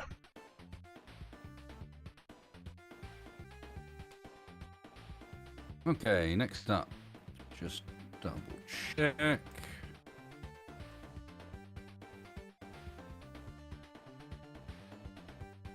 Believe that's in range. I think these guys have got a 48. Alright, so next Reaper squad into the monolith. This squad is led by Morgan Ra. Where was the Exarch that shot me? Behind the wall. Oh, hello. He has an indirect fire Tempest launcher. Tiny little guy hiding away there. Yeah. Okay, so you need to check how many other units are within 3 inches of this guy. Which guy? Because of the monolith. Because how do you do the ring around thing? Numpad 4 and 5. Alright, thank you. And then your final lesson, Numpad 1, will bring up full details of the unit you've got over, including all of their abilities and hidden stuff. 4 and 5 are not working for me. 4 reduces it, 5 doesn't increase it. Which is interesting. I did. Excuse me. I have breathed. I mean, if you want, I wouldn't die. Sorry, I was pretending to be a fish. No, I can seem to reduce it for myself, but not increase it. I've added it for you. So that is the Canoptech and 1 Scorptech. Cool. So on a roll of 5+, for every hit here, there is a chance that so after a model is leading a unit in your shooting phase, after selecting the targets for that unit's attack, if every attack targets the same unit, roll 1d6 for the target and 1d6 for every other enemy unit within 3 inches of the target unit. On a 5+, the unit being rolled for is struck by explosive debris.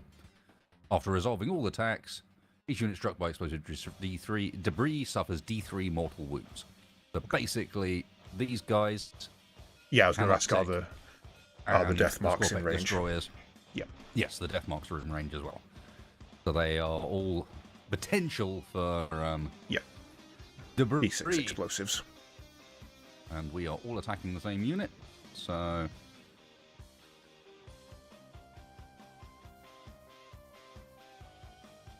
First of all, though, the attacks. So this is 4 Reaper launchers firing Starshots and everything from this group. Everything from this group except for the Exarch.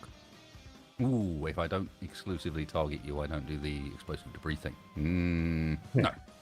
Everything except for the Exarch will go into this guy.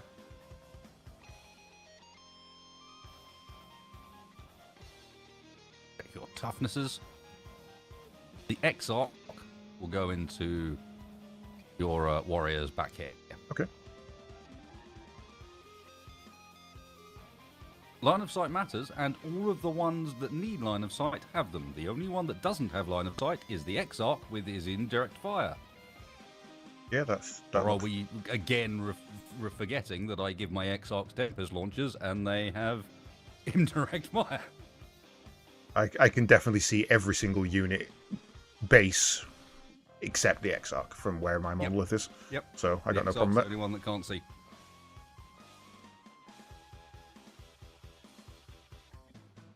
I'm learning, guys. Don't you worry about it.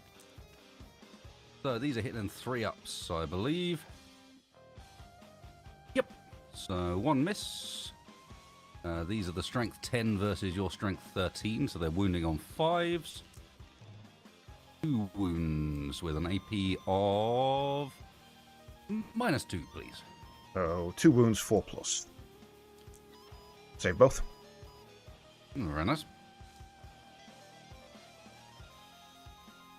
Alright, Morgan Ra himself with the Morgitar.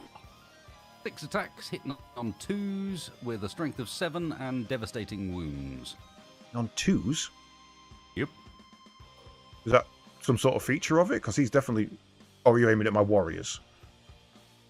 No, the Morgitar just has a BS of 2+. Ah, okay, sorry. Yeah. For some reason I was taking my toughness into account there. No, that's for wounds. Yeah. I still fell 2, so only 4 hits. And we got a strength on the Morgitar of 7, so I'm hitting on 5s because I'm not off yet. 2 hits with AP of -2. Although I got a 6, so that is a... No, wait. Was that 2 wounds or 2 hits? 2 wounds. That must have been wounds. In which case, 1 is a guaranteed, so 1 save, please. Save 4. You said AP -2? -2, yes. 4+. Saved. Cool, so 1 goes through. That is another 2 wounds. 2 wounds. Okay, down to 13.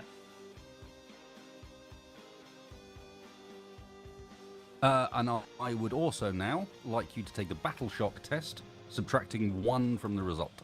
How do I do a Use battle shock? Face of death. 2d6, and then it is your leadership score. So you're on a 7+, but you'll be on an 8+. 8. Yeah, I got that. With a 5 and a 6, I'm okay. Easy win, easy win. Monolith's doing its job. It's soaking up those early hits.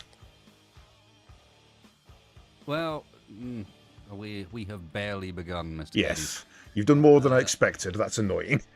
The Dark Reaper Exarch into this group. Now, the Dark Reaper Exarch's weapon has Blast. So that's 20 models. So extra 4. 5. 4. For every 5 models that are in the target unit. So you get an extra 4 attacks. Per shot. Yes. Or no, per weapon, isn't it? Yeah. Per weapon. And he only has 1, thankfully, so it's 2d6 plus 4. 2d6 plus arcing hell. That is 14 attacks. Okay. Knees are quaking now. These are hitting on 3 ups. No, 4 ups because we're indirect.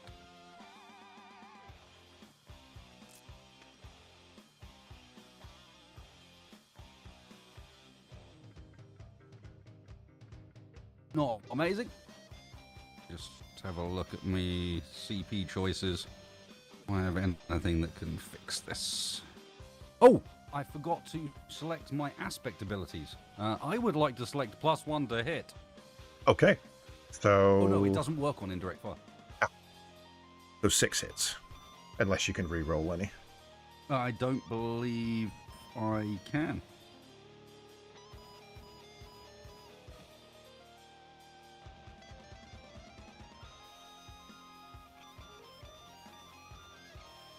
Okay, and these are now wounding on. What's your toughness? Believe it is 4, I believe. 4. Yes, And we're 4. strength 4, so these are wounding on 4s.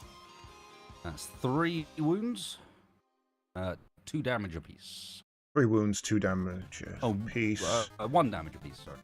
So just 3d6 and then take 1 each.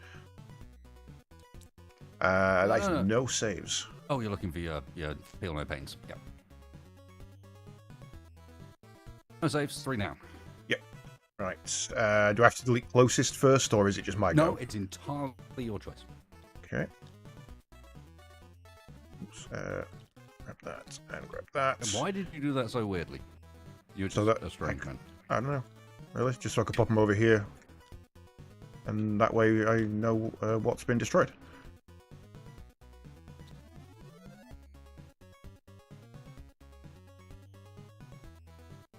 Okay, what should we do next? Do the Dark Reapers have an inescapable accuracy skill? They do. How would that affect that, if anything? It does not, as far as I understand, that does not apply to indirect fire. Okay.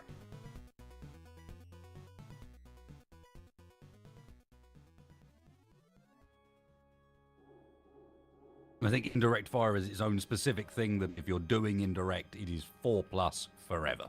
No matter of anything else. You can't see the target. It makes some sense. A 50-50 shot of just lobbing something over a wall. Alright.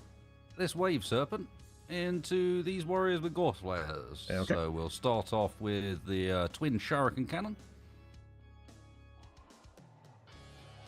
Oh no, I can't because I moved.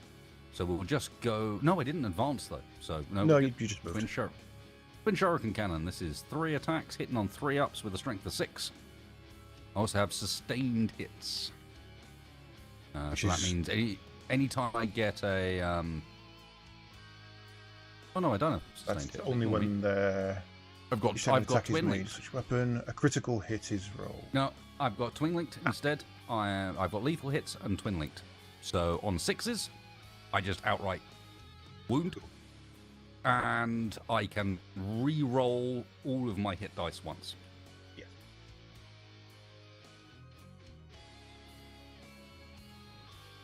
That's 3 attacks. Ooh, hit 1/6. So that's an auto wound with that one. And the other ones will hit. They're strength 6. So we are wounding. You guys are 4, so we're wounding on 3 up. And even the auto wound, I still get to save, right?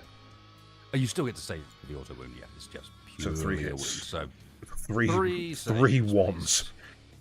They got 1, 1, and 1. 3 ones. That is damage 2 on each of those. So, does damage splash over, meaning that's No. 6 dead, No. or is it just 3 dead? 3 dead.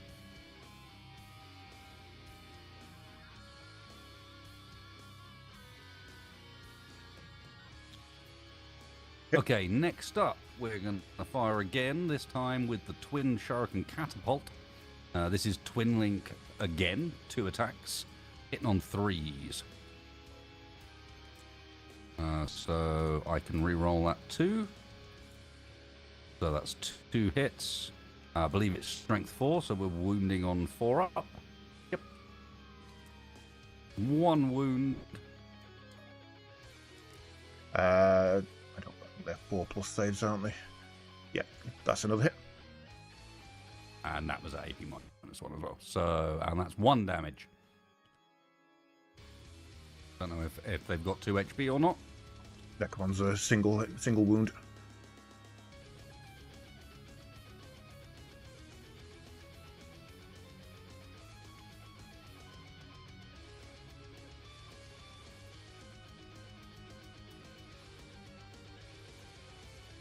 Oh yeah, twin linked is to wound, not to hit. Why did they change that? That's weird. Oh. Yeah. Sorry. That's fine.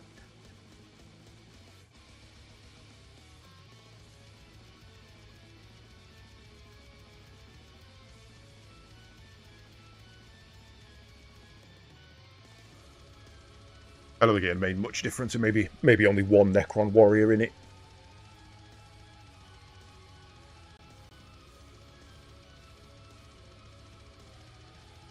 Okay, so that's all the attacks from this wave serpent. Yep. So you've got all of these and the striking scorpion fire deployments. dragons, striking scorpions, this wave serpent, the banshees, all of the guys down here. Oh, the fire dragons, that wasn't them, that was just the wave serpent. That was just the wave serpent. The fire dragons haven't even started yet, nor has our friend at the back there, Fugan. Yeah.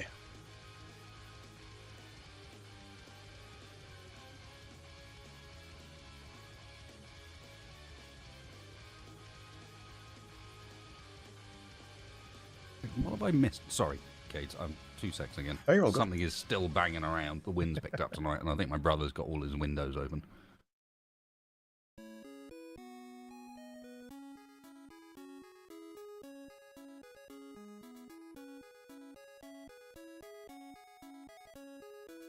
It's not declared anyone sabotaging yet, though.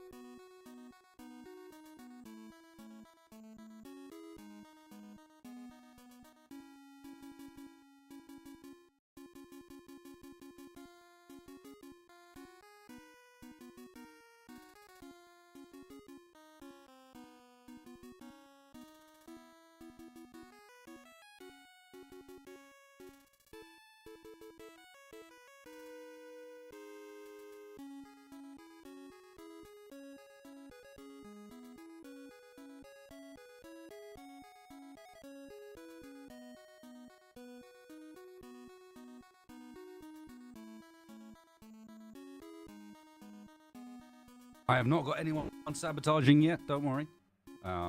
This can be done during my shooting phase, and it was intentionally waiting on that.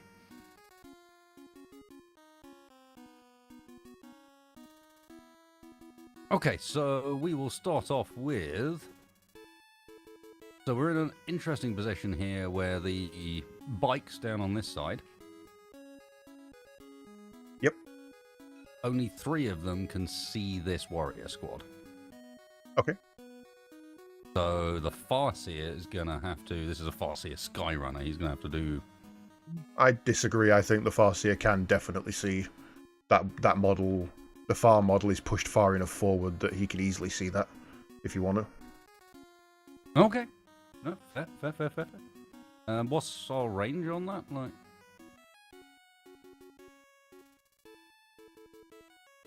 Yeah, no, that's okay. Easily in view. Yep, no, fair. I was just checking because various weapons are available as well. In which case, we'll throw everything but the Farseer's singing spear. Oh, actually, I need to check. 1 second. Okay, everything into that squad. Everything, okay. Everything from this bunch going into the warriors with the Gorse Flares.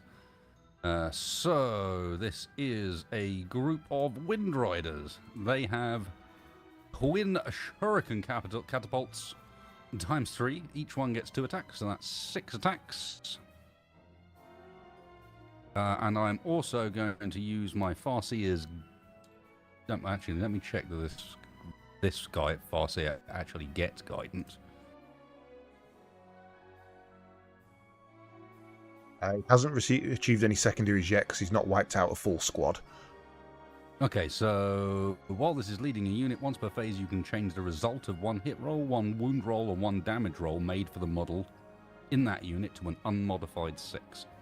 Okay. Which is the thing. So, our 6 attacks hitting on 3s. These guys, Wind Riders, are not aspect dudes. I keep forgetting my aspect stuff.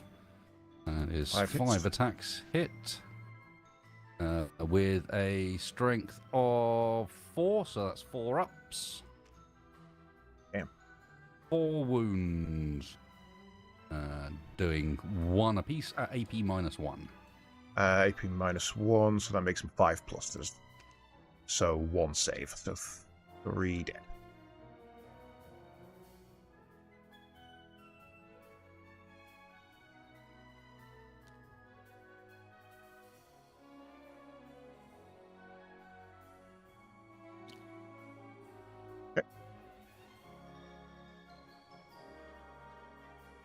He would get cover? Yes, you would get cover, so ignore the AP. How many survive? 1. 1 comes back then. Yeah. What gave me cover there then? The building you're in. Not all of the squad is visible. Right, okay. It's specifically that not all of them are visible, yeah. So they are in cover. Yep. Same with any large model. If the entire model is not visible, you are in cover. That's the old hull down. Yeah, indeed. Right, now we come to our Farseer Skyrunner, who is going to use Eldritch Storm. I remember that being a pain in the arse in 3rd. I was glad to see it still existed, to be honest. Like, ooh, I know this one. Like, Farseers are the same as they used to be. It's Eldritch Storm and Guide. I mean, it's to be fair, war through and through. If any race is going to be pretty much the same as it was 100 years ago. Yeah. It's the Elder. Okay, I don't think that was a particularly good round for the Eldritch Storm. I think it doesn't actually. It's a 3-up. Yeah. So 2 hits. I am going to re-roll one of my 1s into an unmodified 6. Okay. Does have blast. Oh shit, yeah. There's only 4 in that unit. These are 2 separate units? Yes. I didn't roll those are immortals. Yes, that's in 1 squad of 5 No, immortals, 1 squad of 10 flayers. Understood. Warriors. Then it doesn't make any difference.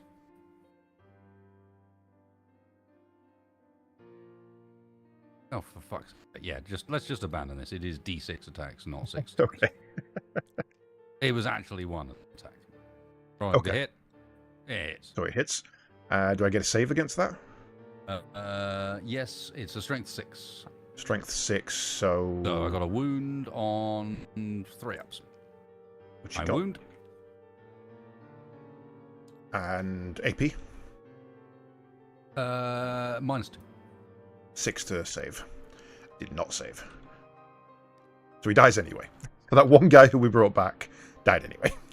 Now for the twin shuriken catapults, because Yep. if I'm not mistaken, the vehicle can fire as well. That used to be the case with the Space Marine bikes. That was kind of their point. I would need a judge on that one.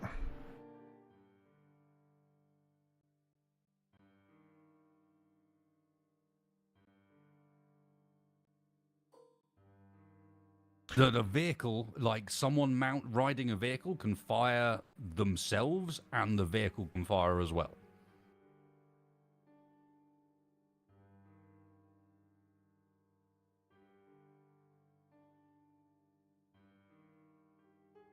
Yeah, I'm okay with that. It's holding down a button on the blooming. I will say now, now we're at the point where your Farseer can't see. I've deliberately removed the ones he does not matter. Okay. The vision is based on how the combat began, and until it ends.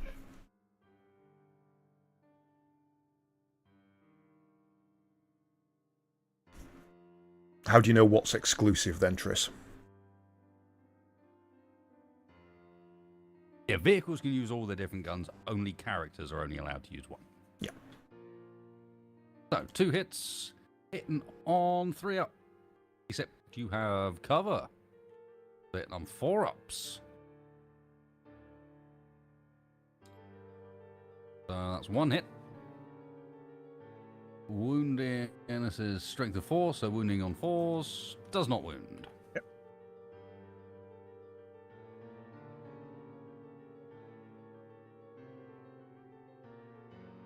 Next up, Wave Serpent. Into this squad. Same squad, yep. Yep, yeah, they're gonna die. Okay, so it's just a question Yeah, of yeah. how many units it takes. Alright, starting off with the Twin Shuriken Cannon. This is 3 hits. Hitting on 3-ups. 2 miss. Motherfucker. You not get re-roll for being in range of a Farseer squad or something? No, I do not. No. There is some of that shenanigans going on, but not in this case. This is strength 6, so wounding on 3s. Does not wound. Yep. Next up, the Twin Shuriken Catapult. 2 attacks. Hitting on 4-ups again. Both hit. Wounding on 4-ups, I think, this time. Strength 4, yep. 1 wound. And 1 save any AP? -1. 5. Oh, it was twin linked. I could have re-rolled one of those wound dice, but it doesn't matter. Go ahead. No save. 1 down.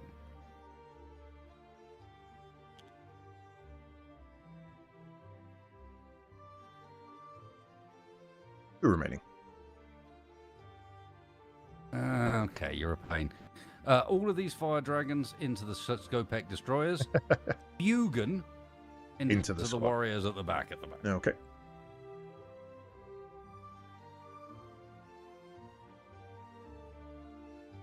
Pistols are out of range.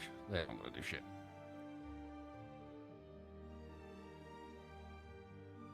Okay, so you are less than half distance from the fire dragons, so their melter rule comes into play. They have Melter 3.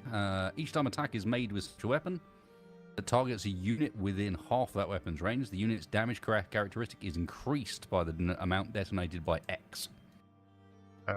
So is there not plus they're 12 inch and I'm at 7? Closest to closest is 7.1. Except Fugan increases their range to 18. Nice. Yeah, okay, can't argue that.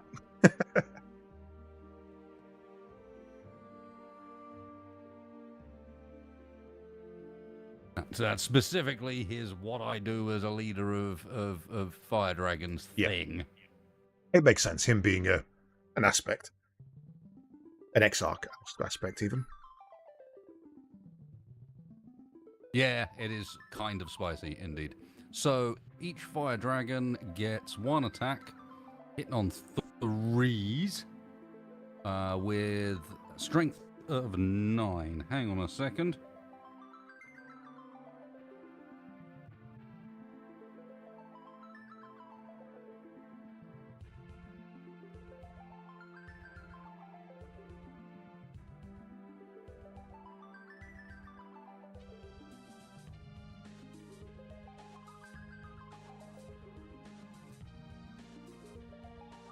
Is it time for a thing? It kind of never occurred to me, Sif. This is my first. I've definitely Wasted has played longer ago than I have, but I haven't played since 5th Ed. So I don't think we had Overwatch in 5th Ed. I think my Longfangs did. Okay, nothing special I can do, so that's 6 attacks, hitting on 3 ups with Melter 3. Okay. 6 attacks? Is it 6? No, it's not 6 attacks. What am I talking about? Because the Fire Dragon Exarch has a different weapon as well, so that's 4 attacks. 2 hits. These are with a strength of 9 against toughness 6, I believe. Yep, so wounding on 3s. 1 wound. Fuck's sake. And that is AP minus 4. AP minus 4? I don't think I can save that then. No, you cannot. Yeah, no, 3 plus, that puts me at 7. One of them takes D6 plus 4 damage. How much health do they have? 3 each. 3, so just one of them. So one of them goes. They are within half range, yes. Yes. They're at 7, which is less than half of 18. Alright, Fire Dragon Exarch, with his fire pike that is now increased to 24 inches of range. So he is also within. He gets 1 attack hitting on 3s.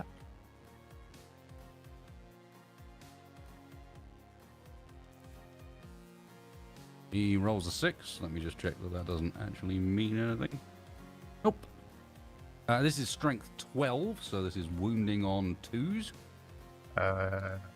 Yeah, it's exactly double. He rolls a 4.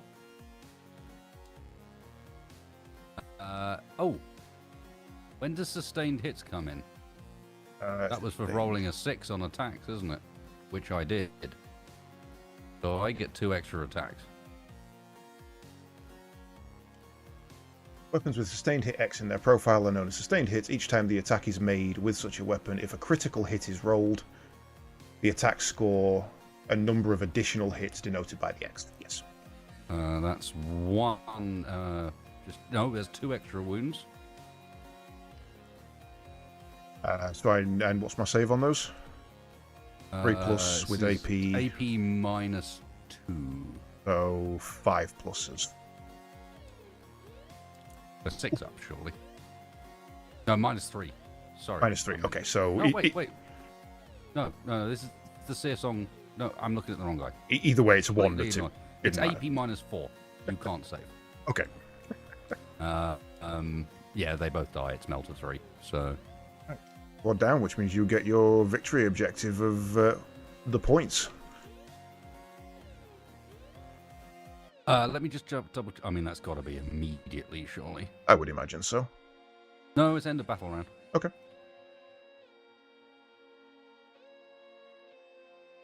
That Exarch doesn't have sustained. Yep, that was carried over from the wrong dude. Sorry, bring them back. One guy dies. They're roughly there? Yep. There's one left. So how many wounds in that was that in total? It's still Melter, so it still kills you outright. He's got Melter 3. But does any of them... Melter 3 on a single attack. Right, okay. So it's exactly enough to kill one person. Yeah. All right, that last one survives. Which means now time for Fugan on the two remaining Gorse Flares. This is unfair. Except I might actually be out of range. Did he get the plus range from the Exarch? No, he does not, because it's not from the Exarch. I can only shoot with the weapon that only has one attack. Okay. But it does have... No, it doesn't even have sustained hits. It's just going to brutalize this one dude. Gonna absolutely obliterate one guy, and I don't get away. I feel like this is one of those scenes... Because I feel like this is one of those scenes from the Star Wars animation where two droids are like, well, at least we survived. Wait for you gone. But no hits, right. Do you get to re-roll your hits? Do you want to re-roll a hit with a command point, if that's the thing? Seen you do that before. But it doesn't kill that unit, so it really doesn't help me a huge amount. Okay.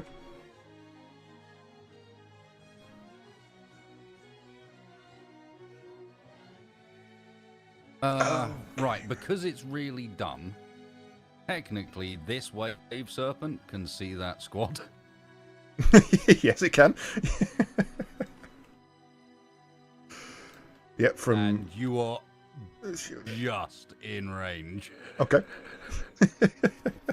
just back it up a bit round the corner and pop out the window. Oh no, don't do that, Drake. This was going to go bad. One of the other ones doesn't have range. Okay. So we got 24 inch, there's 3 attacks hitting on 3s. Apparently hold for a second. Okay. I've got a judge's ruling. Stratagem for Undying Legions.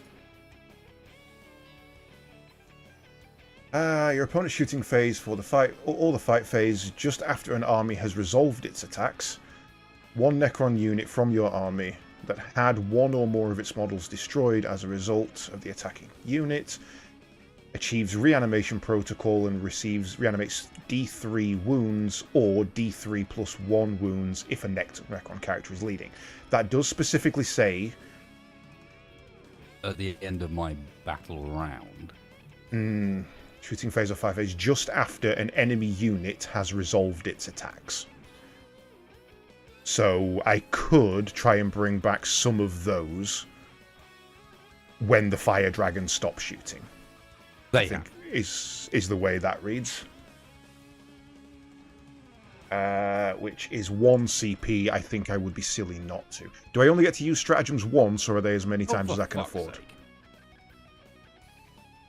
That entire squad has the ability to re-roll any wound or hit against anything that's considered a monster or vehicle. Is the Sopkek considered either of those? I'm pretty sure it's a monster. I might be wrong. Have a look. Where are you hiding? No, it's not. It's just infantry. You can... Yeah, no. Weirdly, most of mine are infantry.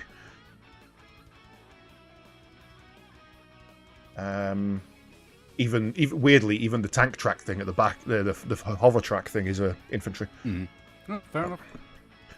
So, where were we? That was... I can recover D3 wounds for 1 squad. And is that... Can I use that as many times as I want, or is that just once per battle, per stratagem? You can use 1 strat per phase, but each strat can be used indefinitely. Keep using it, yeah. Well, I will definitely be doing that. I will... Your limiting points are your CP, rather than otherwise. Now, the question is, do I bring back the Skorpek, or do I bring back the Warriors? I think I go Skorpek. So D3 is rounding down to 2. How do you do your D3s? Do you do 1, 2 is 1, 2, 3 is 2. So I get 2 wounds back on a Skopek. I think I just knocked everything flying, didn't I? Yeah, a bit.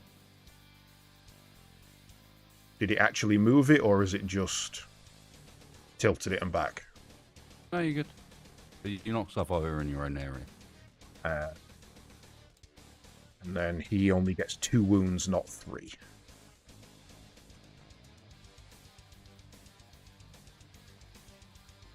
Okay, so now your guy gets to fire. Shooting at these guys. Yep. With one gun, and these guys with the other, because they're now in range. So starting off with the twin shuriken cannons, 24-inch into the guys at the back. That's 3 attacks hitting on 3s. All hit. Let me just double check. I think it's strength 6. Yep. And it is lethal hits twin linked. So lethal hits is apparently wound based.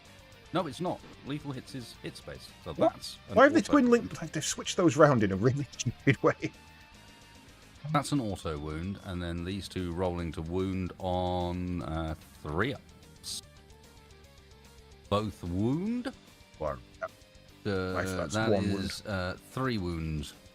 3 wounds on the back line. On the backline guys here, yes. So that's AP -1. No, 4 plus. 5 plus. 5 plus. 5s, yeah. Both dead. 2 saves, which is not enough. Huzzah! Okay, so you still have destroyed a full squad. And one day I will forget the aspect thing that I chose, the aspect host thing that means that every time I pick a unit like these fire dragons, I can add 1 hit or one I can reroll 1s for wounds or hits, and I keep forgetting to declare any of it because I suck. Okay, so that's that guy done. That leaves... Sorry, just 1 second before you take your next kind of action.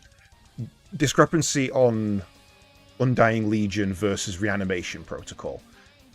Undying Legion says D3 wounds, of which I got 2. However, Reanimation Protocol says you can bring them back with 1 wound. So either I get to only regenerate wounds, which wouldn't bring back the unit, or I bring it back with 2 wounds? What's the rule there? Because that's weird. Those don't mesh at all.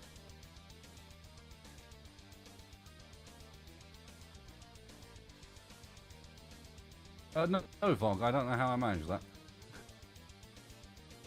Which doesn't want you to be able to do that, so that's the thing. So you get to activate reanimation protocols, which because the unit is at full, means I bring back a Skopek. But because I got 2 on the D3, it gets 2 wounds, not 1. Okay. There we go. Continue.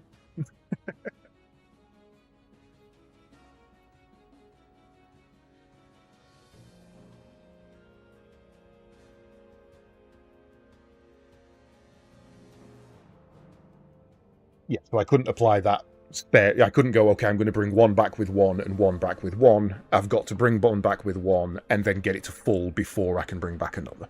Which makes sense. That's how I understood it. Equally safe, dude. I mean, we normally play on this night. If you have my TS details, feel free to jump in. I'd be happy with a rules adjudicator. Join us if you fancy. Think you do?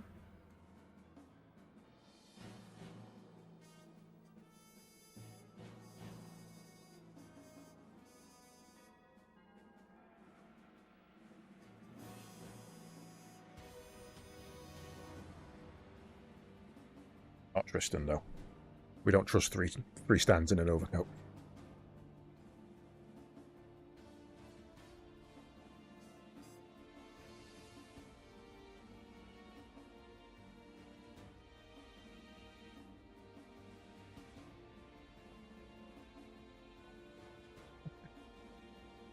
It's the only joke I've got for you, Tris. It's the only one.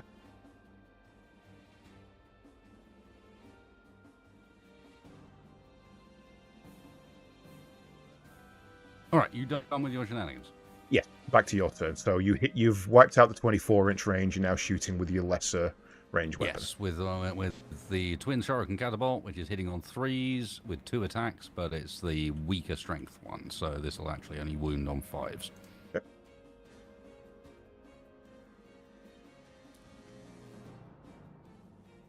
2 hits, then not in cover, so that's good, but wounding on 5s only. Double check I don't have... I do have twin linked on this, so I can re-roll my wounds. But they both wound anyway. AP? With AP -1 and a damage of 1. AP -1, damage of 1, 3 plus, 4 plus total. Yeah. 1 save, 1 wound. So I allocate the wound. Do I have to allocate the wound to the wounded? Go to the low one. That makes sense. Okay, done. Cool. I believe that is my shooting phase over. You haven't shot with your striking scorpions if you intend to. I'm not sure they can really hit anything, dude. Okay. They can maybe hit the monolith with some pistols. I'm giving you the information. What you do with it is up to you. No. I'm good. We're going to move into a charge phase because this is where they are going to do something. Okay. Because what we're going to do is we're going to move this guy. Ooh, they apparently don't have the shenanigans enabled for them. Yep. 7 inches in here. And with that, we're going to have a fun old time. Yeah. I'm assuming that building, because it's just a wreck, doesn't count as difficult terrain or anything like that. No. It's not only that, but infantry can just pass through it anyway. And isn't it a roll to advance? I need to roll. Oh yes, of course it's a charge. That is true. That is true. 1 second, please, because I'm pretty certain that the striking scorpion boys have some strong benefits on a charge. You mean those melee guys that have got really bad range are good at getting into melee? I don't believe it. Don't believe that for a second. Games Workshop would never put that much forethought in.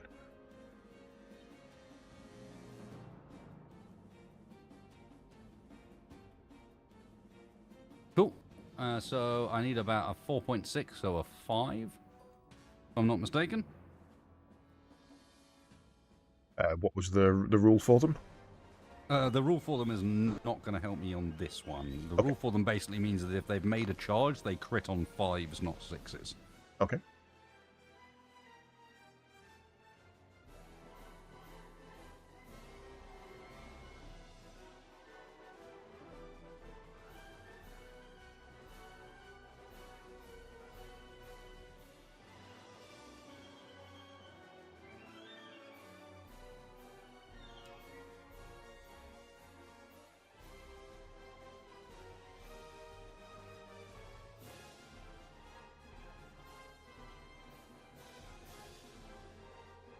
Not much I can do there, so we just roll.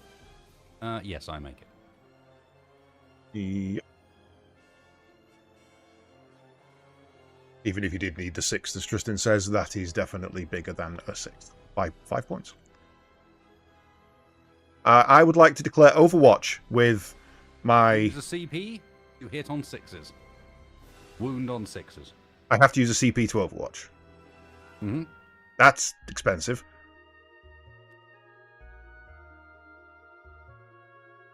So... Is this all one squad? That is a squad of 20 that you have taken 3 or 4 out of. Okay. 3. Just because, you know, it need to know that much. Yes. So that is... I basically have a squad of 10 embarked, a squad of 10 deployed, and 2 squads of 10 deployed, and a squad of 20 deployed. So that would be 17 shots. Yeah, hell. Oh, is it just hits that affected? Roger that. Hits on 6, wounds is normal. Right, I'll spend the CP, 17 shots, 10 plus 5 plus 2.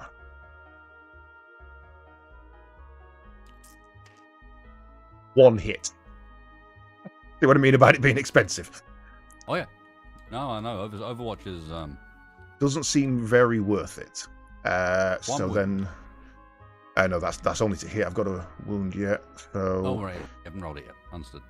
1 attack, strength 4 versus toughness 3, so 4 plus. Yep. Oh, no, 3 plus. 3 plus. 1 wound. How much AP? Oh, rapid fire, apparently. Are they rapid fire? Lethal hits and rapid fire. Oh, so the wound would have been a guaranteed anyway. So, that's 1 hit, 1 wound. Yep. And then we do again for rapid fire. 10. That doesn't look right. That's... Yep, there you go.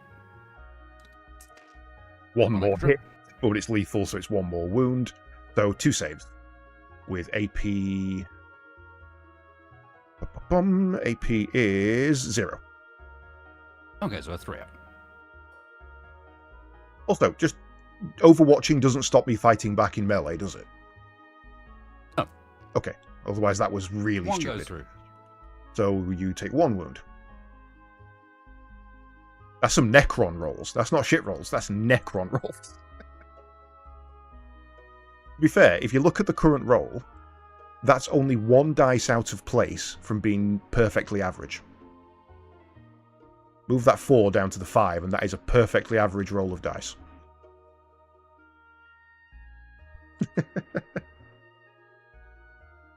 So yeah, that's all I've got for there, so carry on your charge. Okay, next up, the Fire Dragons.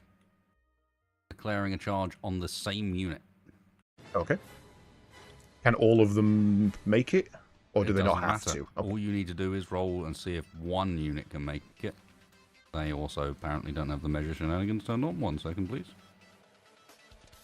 And then the rest get to pile in. Oh god, now the Imperial Guard have showed up as well. Hi, Shaq.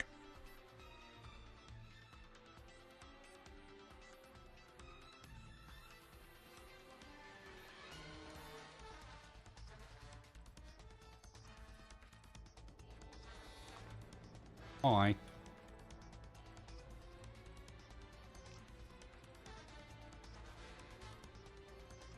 So as long as 1 model can make it, the rest of the squad get infinite movement to be able to make it. No. They get 3 inches extra. 3 inches extra, okay. Except I'm going to be using this thing here that allows me as an aspect war host. Where is it? Oh, it's a flimming. It's a swifty thing. An agile shenanigans. There you go. Sudden strike. Till the end of the phase, each time a model in that unit makes a pile-in or consolidation movement, it can move up to 6 inches instead of 3. Okay. And that is going on this. That will cost me 1 of my battle focus tokens. Oh, and I forgot that I gain a command point for having the Farseer on the field. I don't think he... Did you already roll to see if you make it? No, this is just in general. I mean, for the initial charge. No, not yet, but right. I don't need to do that yet.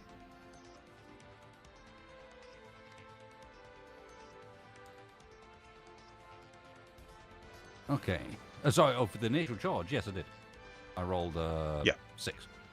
And he's moved 5.8 inches on that first one, so... Yep. No, I've been careful. Yeah, no, I thought you were getting as far in as you could.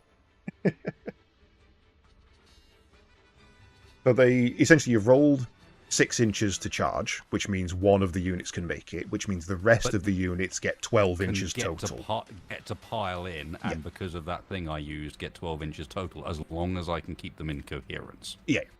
Which means they have to be a certain distance from each 2 inches it used to be. Apparently you can't snake around either. These are really convoluted rules. It has to be a direct line. You can't dodge buildings. But then I'll just do a different one first. I'm not dodging buildings. That's going around because I can't fit in that area. I mean, he was what there? So 9 inches. That's fine. There's no issue at all there. Yeah, but it just means, all right, you're going to be like that. I'll do this guy first, and then I'll do this guy. It's not like I can't put them like this. I was doing it for ease of use. This is not me trying to. With 12 inches, he's getting all of those in. There's no argument. Stick it on top. If that's going to be easier. It was just trying to find a way to actually fit the minis, because I'm pretty damn certain that's a rule as well. You have to be able to fit the minis in the spot you're going. Yeah. Again, he's fine. He's got plenty of room in there. Stick him on top if need be. Plenty of movement and room. I was not trying to snake around. I was trying to fit the minis in. I think it was because you kind of went like that and then like that, so it looked like you were, even though... It wasn't to do with snaking around movement-wise. It was to do with snaking around the unit I was attacking. It was to do with, like, surrounding the unit so it can't move. And my point is simply, that's not the point of what I was doing. I was trying to physically fit the minis in, which I've not been able to do because I changed my plans. If you'd have ended there, that might have been an issue. That should be there, and then one of these can fit in this gap, and they're actually in base contact, which I'm pretty certain the rules want you to do if you can. They certainly used to. I would imagine they're the same.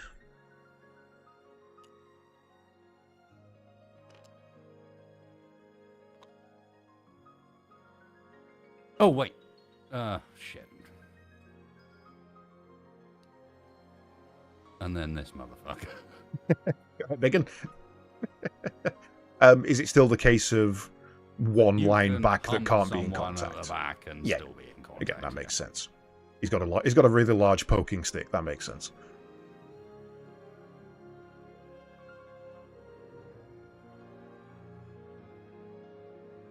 And then finally, the Banshees. Because why on earth would I not charge the Banshees? Into the Skopek destroyers, because I am apparently brave.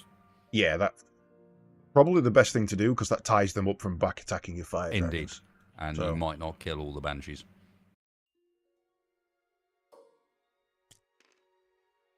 What am I doing? That's not correct. 2d6 wasted. 6 inches might not be enough.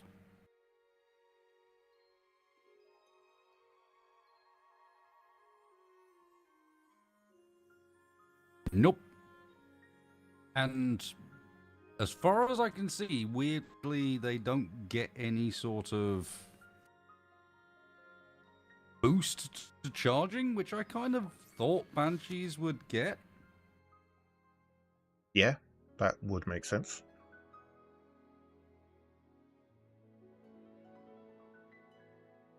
I'm not sure if I like this roll to charge thing. On the one hand, it means that there's a little bit of random chance to it. I might command reroll, to be honest. Yeah. I really kind of want those Banshees in. Oh, right, thanks, game. Well, then. And that's that command point gone.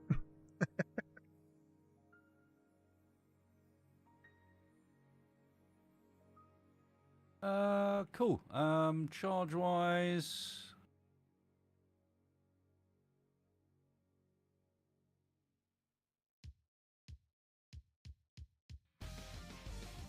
Finally.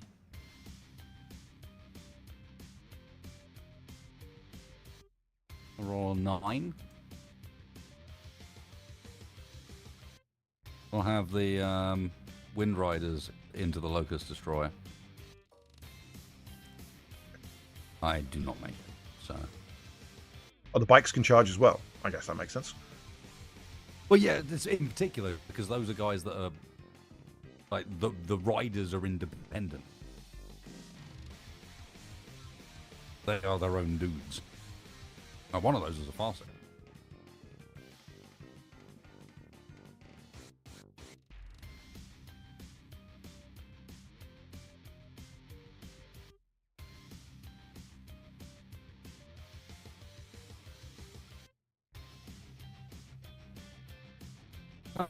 Cool. I believe... that is the end of the charge phase, which moves on to fight.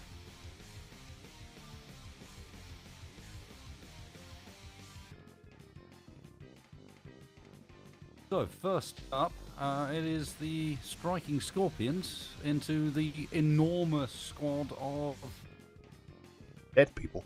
shithead dead people. Once dead, re-dead, soon to be dead people. We're going to have to do them 3 scorpions first. Then the Exarch. Then the Exarch. And because they have charged this turn and are scorpions, they crit on a 5+. Soul Muse, the answer seems to be on the charge phase page. You must be within engagement range of every unit that is selected target for the charge without moving within engagement range. So if you can sneak around by staying 1 inch away from me, rules don't seem to say anything against it, but you can't be within that 1 inch. Okay, so that is 12 attacks, and we are hitting on 3 up. Let me just double check there's nothing weird going on with...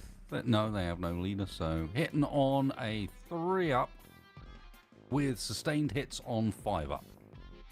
Okay.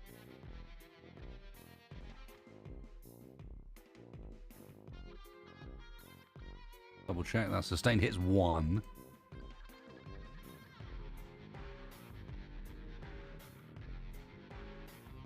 Oh, let me just double check I'm not missing something here. Is your Scorpion Chainsaw exactly the same as everybody else's? I think it is. Yes, it is. Oh, right. In which case, I can add another 4 because the X-Ox is the same weapon. Okay. I was going to roll them separately, but with these guys, it doesn't matter. So Soul or anybody else who knows the rules, can you find me the rules for their number is Legion? Because I can't seem to see that one in my listings. Okay, so that is 5 sustained hits 1. So I add another 5 attacks.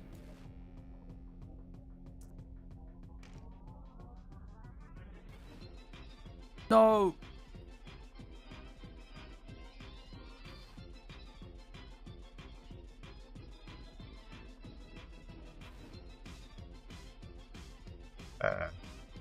I deleted the dice that were important.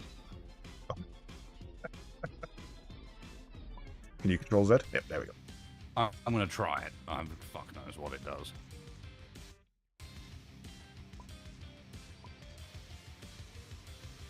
It does not remember.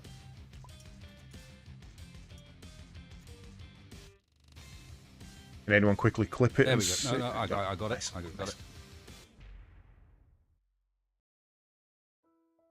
Except in a really weird fashion. What the...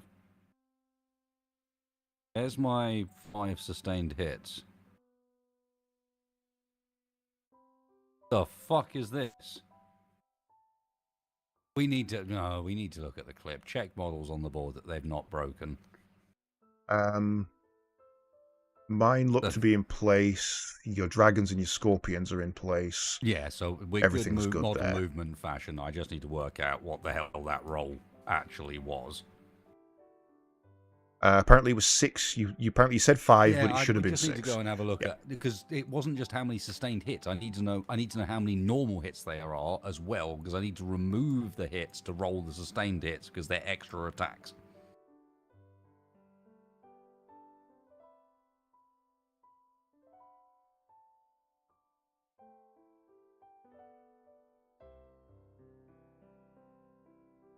That clip didn't work for me. Try that again.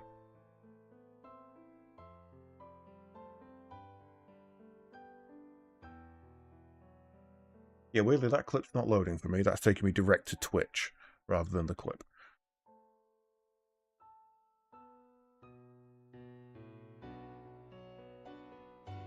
That makes sense, Nil.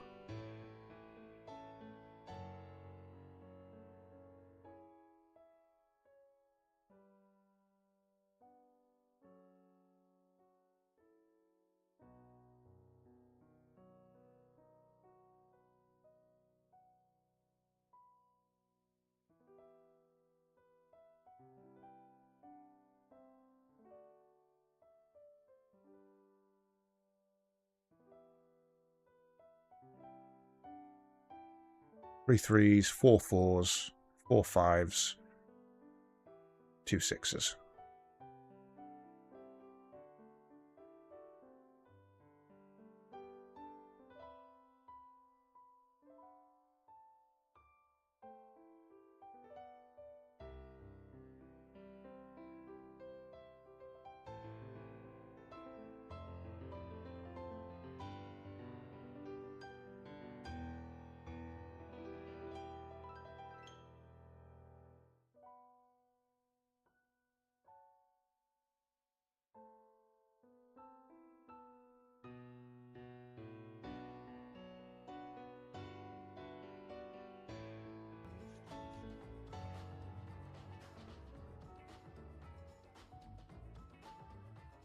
No, 16s are correct.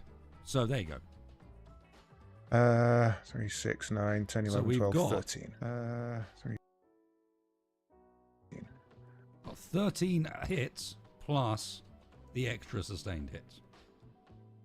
You are still muted. So 13 hits plus the extra sustained hits. Yeah, no, I got it. Which is 6. So 19 total. No, I need to roll for those hits first. Thank you. As I understand it, sustained hits haven't hit. That is you... Free shots, not free wounds. Like free shots, not free actual hits. Yeah, okay.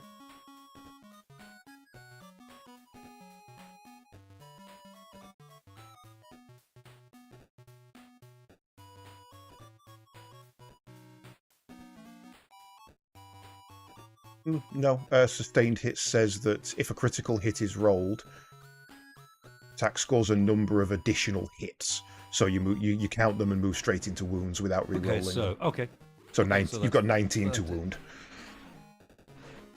Sorry.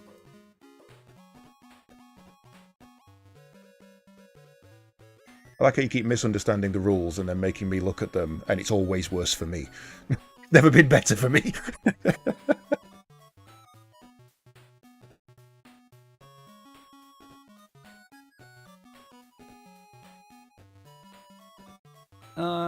Okay. And now, let me just double check the strength. Strength 4, so against into 4, so we're wounding on 4s.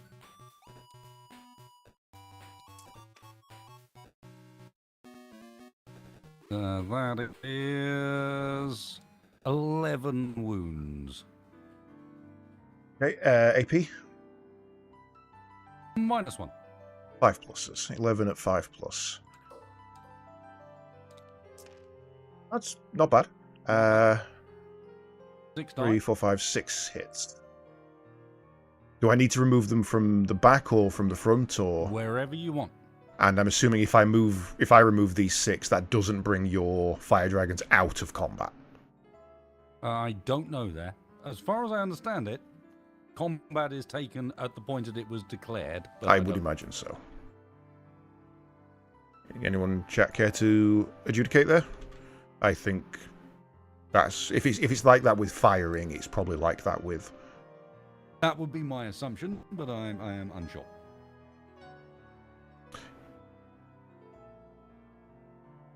If the Acades removes them from from in front of the dragons, they will not be in range for combat.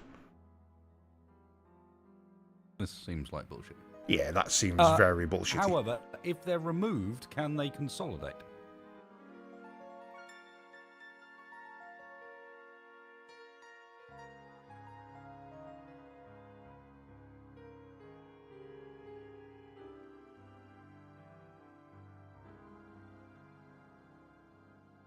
I mean, to be fair, either that removes you from combat or you have to, pile in further. Both of those are better for me than the alternative. No, true. I'm wondering because piling is something I definitely had plenty of. I think the furthest one you moved was 5.8 plus you had the 6, so maybe you use 7-8 inches at your 12. Your 11, sorry. I don't think there's much chance of me not remaining in combat with that piling.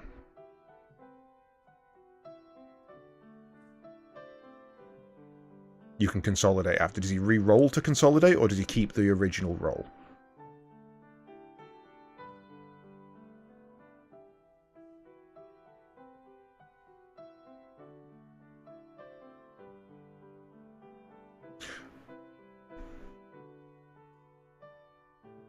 So I suppose the question I'm asking then is, have his fire dragons been shafted here because he moved them all at once? If he'd have sent in the scorpions, killed those, and then moved the fire dragons, he would have been able to still engage them? Is that correct?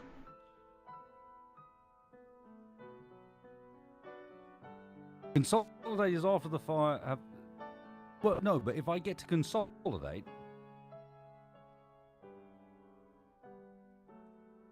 then these fire dragons can consolidate up to 6 inches, because they were the group if they never fight, they never consolidate.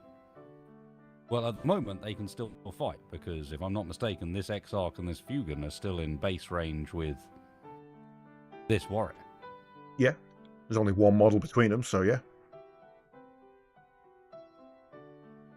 And all of my attacks from the scorpions have been done. So I should have removed 1, 2, 3, 4, 5, 6 rather than this last one here. But yeah, that's fine. The Exarch is part of the scorpion squad, but he's also in combat. Or does the in base range thing mean that they have to be part of the same squad? So because this guy is in contact instead of a fire dragon, none of the fire dragons can attack. That seems unfair. Fight phase. Remaining combats.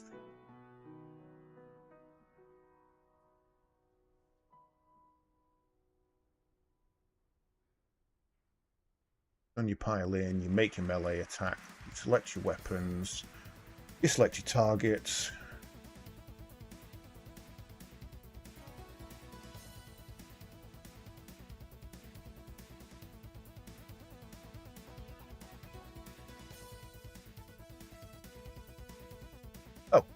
So I can't remove those 6 anyway. Attacking models must either be... Oh no, never mind, I misread that.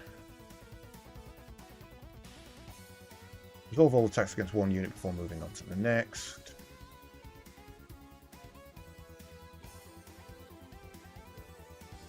All attacks declared against a target unit are resolved, even if no models in that unit remain within engagement range. I'm reading that as the fire dragons get to attack.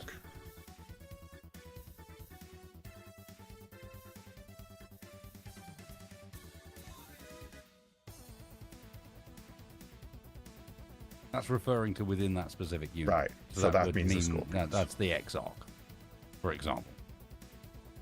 Okay, so that means that essentially the fire dragons have just piled in. Everybody... I mean, are any of them within 1 inch of that that warrior? I don't think so. Just outside. Yep. So yeah, apparently they get shafted.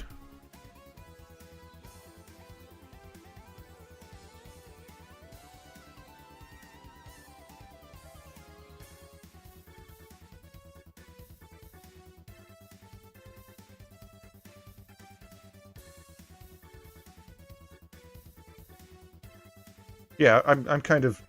If the shooting phase is if you can see it and then things are removed so that you can't see it, you can still see it. I don't see why the fighting phase would be any different. And I'm not seeing anything here that explicitly says it's different.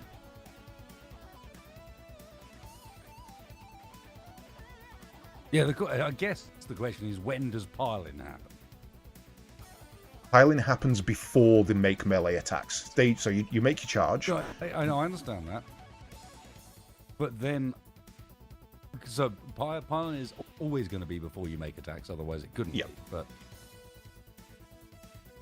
is it... Basically, is it made when you are selected to attack? It is listed as part of the fight section. So it's not part of the charge phase, it's part of the fight phase. Which means that we've been doing it wrong, and we really need to ensure that when we're doing these pile-ins, one model touches and then we wait until fight phase to do it, because situations like this have a dramatic effect on that. Yeah, so you would move all models up to their maximum... No, at this point I would one of them would have been in base contact, and the rest would now have the opportunity to pile in, including him.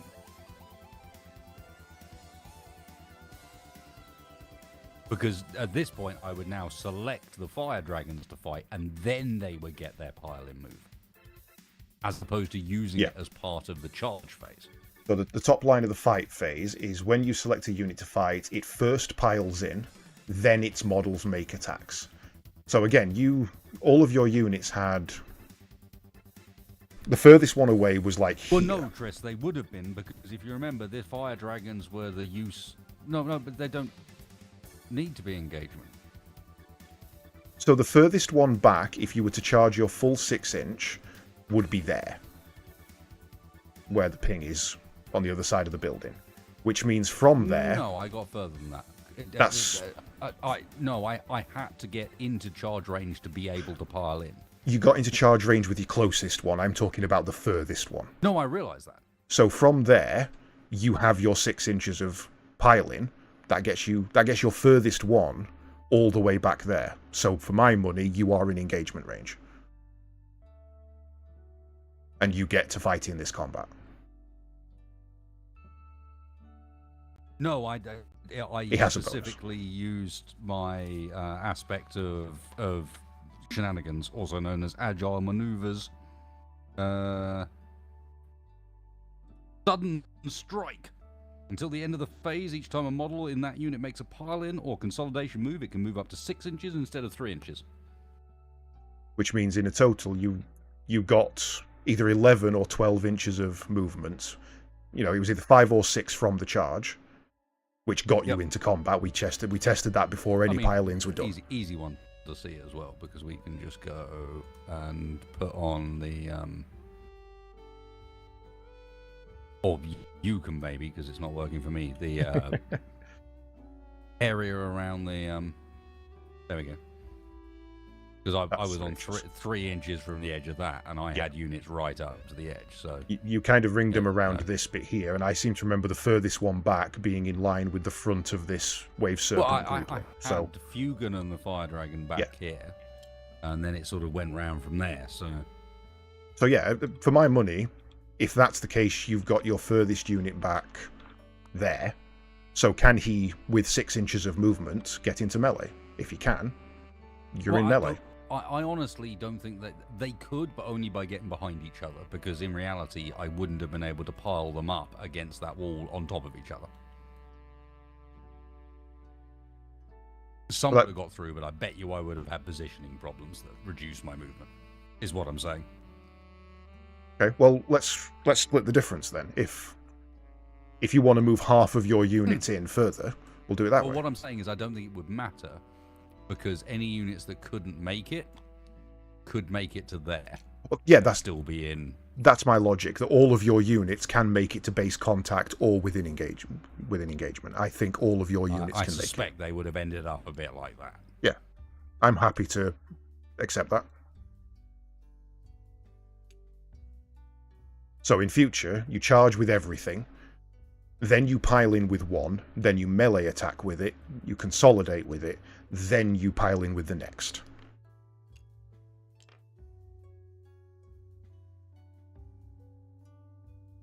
No, I think I think that's the entire point, Tris, is the counter to people destroying the wrong units to separate you from combat is that you then get to pile in, and if your pile in is good enough, you're still in the fight. So one of his explains why pile in is called pile in, to be honest. Yeah. Because previously it just seemed like failed your charge, well, go again. Yeah. So as long as one of his units was within engagement, which we know it was because we tested that, the rest gather up around him, leaving maybe 2 or 3 in the initial. So then the striking scorpions go. They finished. 6 Necrons die. The rest of the fire dragons now pile in. That's exactly how that should work in my book. Otherwise, melee is just fucking screwed. Yeah, that doesn't seem... I mean, admittedly, I've been shafted royally, but that makes sense, so we should play it that way. You're not in engagement, you can't pile in when selected to fight. But he was in engagement. What defines engagement? By being in engagement at the end of his charge phase, he is by definition in engagement, regardless of what's been used, because at the start of the fight phase, he is in engagement.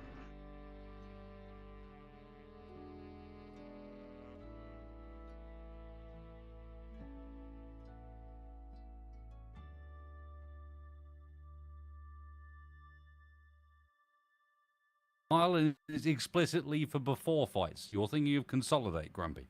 No, a pile-in is the first action in the fight phase. I'm looking at the rulebook. Fight. When you select a unit to fight, it first piles in, then its models make melee attacks, then the unit consolidates. Action 1. What is the criteria for being selected to fight? That it charged. If it has charged and can pile in, it can make its melee attacks. You have charged, you can pile in, you can make your melee attacks. I don't see how that could be read any different.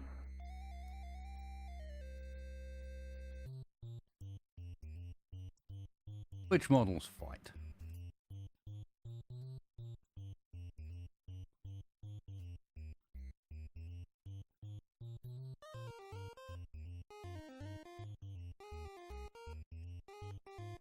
In this step, all remaining eligible units fight. This includes any units with the fight's first ability that were not available. Sorry to say, but it specifically says for pile-in to be possible, a unit must be able to end these moves within engagement range. And pile-in comes before making melee attacks, where it specifies engagement range. Yeah. And nothing in pile-in says you have to start in engagement range. Fight phase. Just end. I'm looking at fight phase. When you select a unit to fight, it first piles in. It's pile in, melee attack, select weapon, select For a target. pile-in to be possible, attack. a unit must end these moves within engagement range. You guys are wrong. You have been playing it wrong. Pile-in comes first, and it applies if you can end in engagement rules. Yeah, it's for a pile-in to be possible, a unit must be able to end. If a unit is eligible to fight if either or both of the following apply. It made a charge move this turn. It did. You're wrong. It has charged and is in pile-in range. Or both. Or if you made a charge move this turn. I'm sorry, Triz, you're wrong. Yeah, I've got to go with wasted on this one, Tris. It doesn't say that anywhere in the rulebook. A charge move requires you to end your charge in engagement, which he did.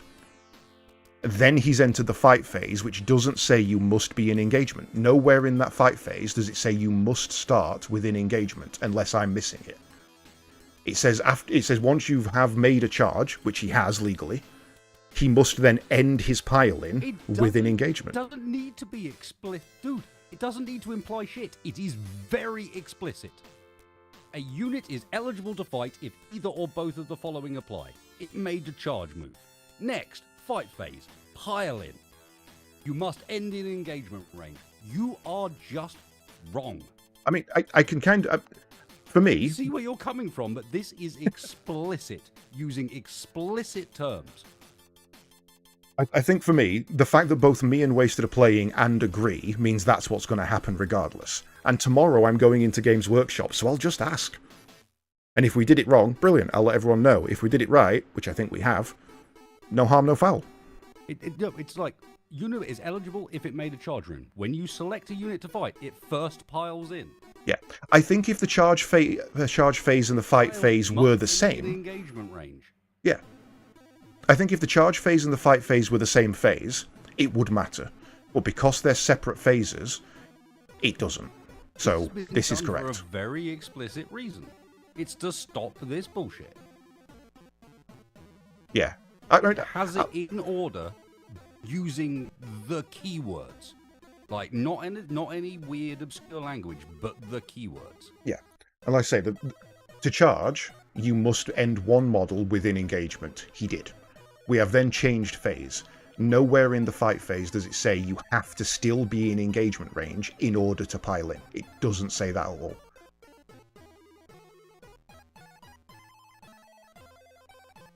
Oh, and this might be where you were getting the bit from earlier as well, Triss.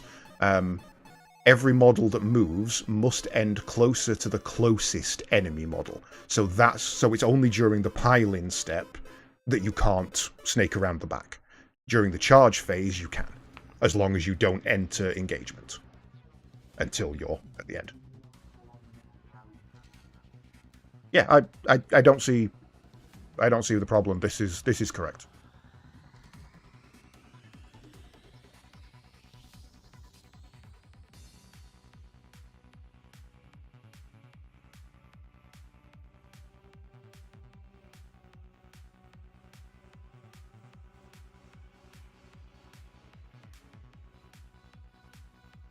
No, understood, Chris. And honestly, only really possible because of Eldar shenanigans that means that my pile-in is 6 inches. Had that been 3 inches, we wouldn't have even been arguing it. It'd just been, okay, bye.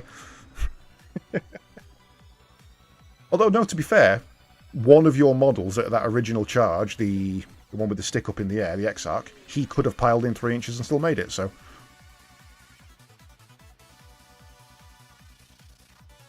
The rules are winning. I think the clarification of the rules themselves are what is victorious thus far. Yeah. We don't really know yet. What we do know is that we're learning a whole bunch about... Fugan isn't in combat technically. I can move him into somewhere that he can be because he has plenty of room. He was there... Yeah, again, that's his 6 inches. Like, so much room. Out of his remain... Let's say he used one of his pile-in incorrectly. He now has 5 inches. So my colorblindness is seeing this dude. As, yes. No, that guy, because that is a striker. Fiction orange guy is next to him. That I'm not registering that as green. Yeah. Understood. So I will move everything round. Either way, can come and this combat is happening. Feel free. Fun times on this side.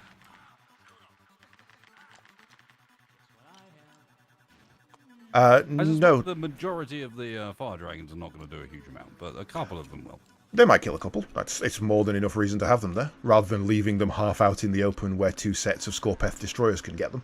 Well, that was it was partly to be like, okay, and also you can't shoot me. Oh, I'm not shooting them. I'm joining that melee. That's exactly what I've been looking for. Oh, you think that, do you? Oh, I hope so. No. Right, let's just talk about Fire Dragon Melee. Yes, so, you've piled in. Did you know that's only up to 3 inches? Anyway, make your attack. So we'll start off with the normal Fire Dragons, because the rest of them... actually, no, I think even the Exarch has a standard close combat weapon. They do. So they get 2 attacks each, hitting on 3s with a strength of 3. 3 with a strength of 3, thank you. Change the colour of my dice. Oh, we reset, didn't we? We Z'd. That is 3 hits. Let me just double check on Hugan and his shenanigans.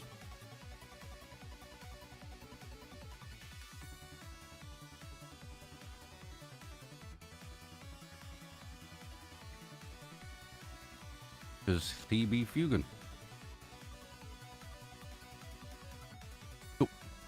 You can beat him. Right. Strength 3s, so wounding on 5s, because I think you're 4s, right? Toughness 4, yes. That's 1 wound. With a 4+ save AP. It is not. So 4+.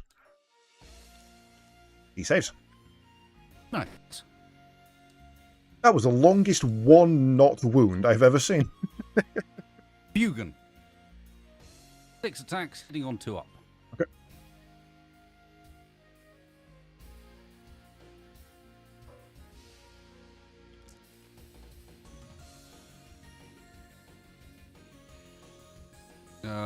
I'm going to re-roll the 1 because of Eldar bullshit.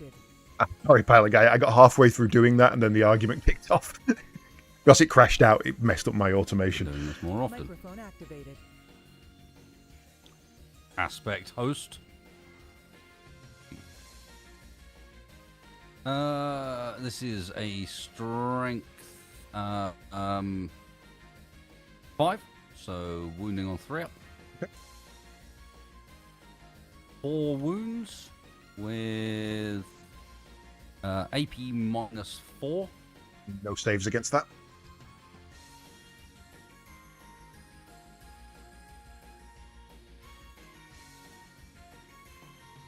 Four wounds, please, sir. 4 wounds. Let's do... Well, it's not 4 wounds, it's actually 12 wounds, but you've only got 1 wound on each guy, so... Group. How dare I have people who've only 1 wound and thus deny you of your damage?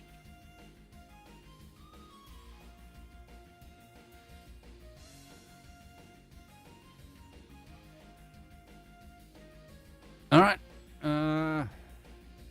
Double check. I believe that is the fight phase from my side, which means you get to now fight back. Okay.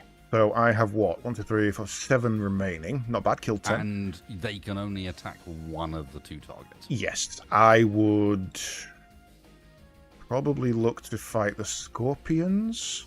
Simply because that gives me the 3+ rather than the 4. Oh no, they're both the same. This is why I don't understand why you haven't seen people like multi-charge into the same unit, is because in return that unit can only return attacks once.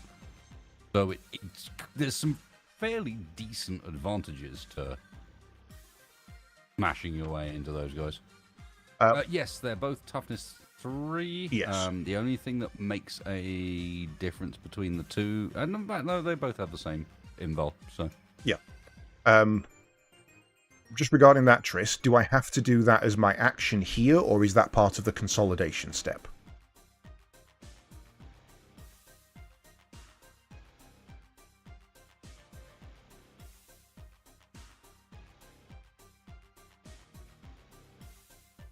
It's in my move phase. I just move. Okay. Yeah. This just goes ahead regardless. I thought that was the case. I just wasn't entirely sure. Yeah, so it's fight, and then on my turn I can. So I'm going to focus the striking Scorpions with these. Then I would argue that this guy at the back cannot hit, which makes it only 6. Yep, I think that's fair. Okay. And you get 1 attack hitting on 4s. 3s because it's 1 above your strength is 4 against your 3 toughness. No, that only applies to wounds. Yes, of course. It's weapon skill otherwise, isn't it? Weapon skill for the time being. So 4 pluses, 6 attacks.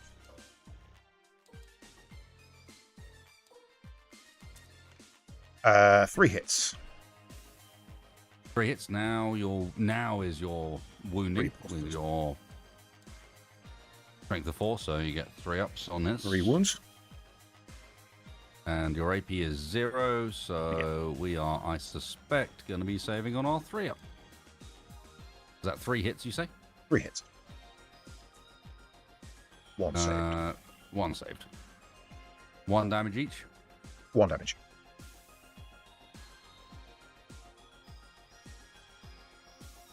I think the striking Scorpion's only got 1 health. Yep. And that's all I've got for that fight phase. No, we didn't, Drake. Don't start that argument again. God's sake. No, ironically, no, we did miss piling. Oh, I missed piling, you mean? Yeah. It wouldn't have mattered. This has only got 3 inches. He can move there, and he wouldn't have been able to strike because he can only attack 1 squad. Can't so actually get at the striking Scorpions. So it really doesn't matter. To.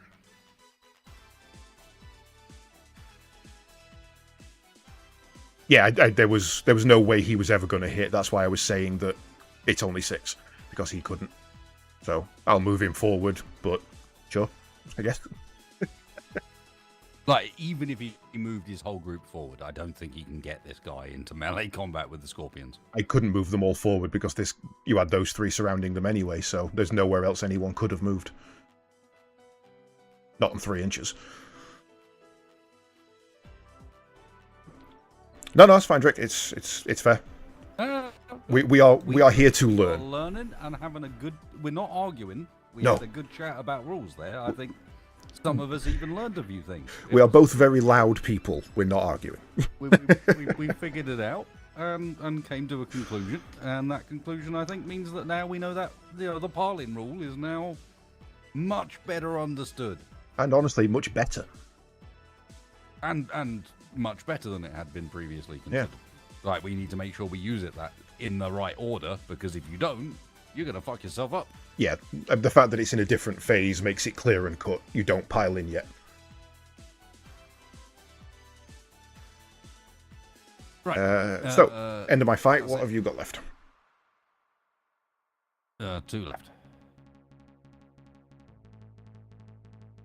Okay. I don't think that matters, but yeah.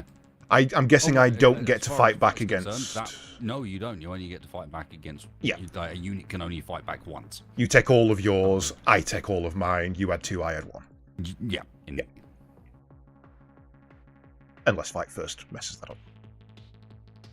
You failed with the Howlings, you failed with the Wave Riders, so... Yeah. I believe that is charge phase for me done. I believe it is time for me to pass turn over to Mr. Cadies. Okay. Don't worry, the game actually increments things for me. However, I get to do some missions first. Oh, shit.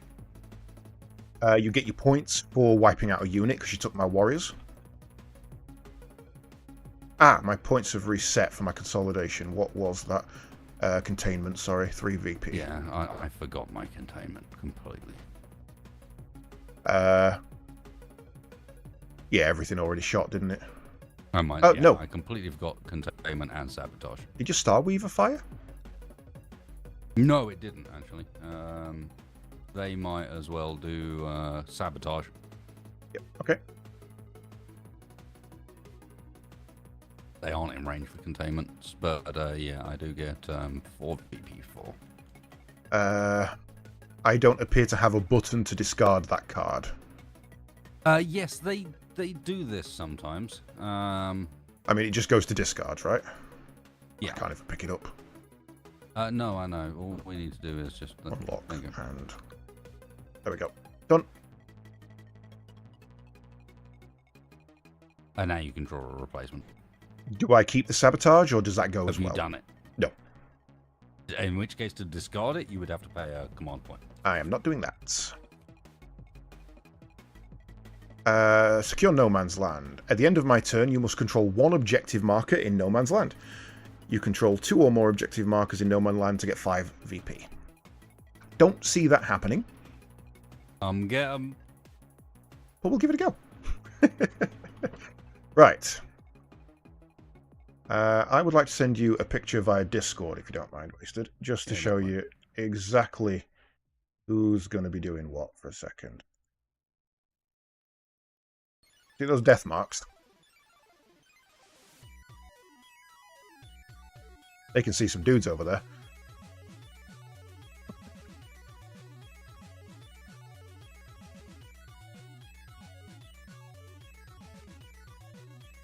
So I think 2 of those death marks can fire at your Dark Reapers.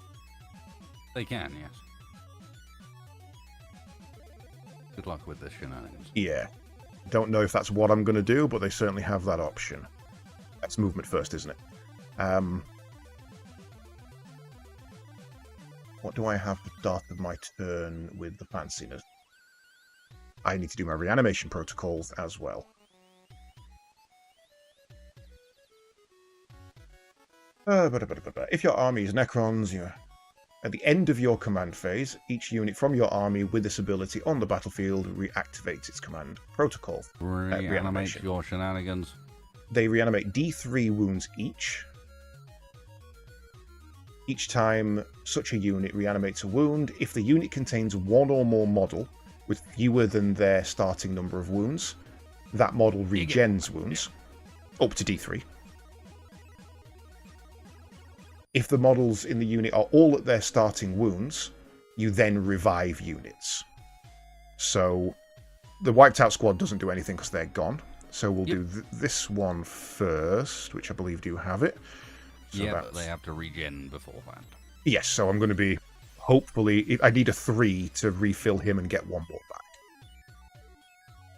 So D3, roll is a 3. So I get him up to full, and one of the subkets comes back, which I will put there. No, does he come back on full health? No, he comes back on 1 wound, because that's all I have spare. So it was 2 to fill him up, 1 to reanimate.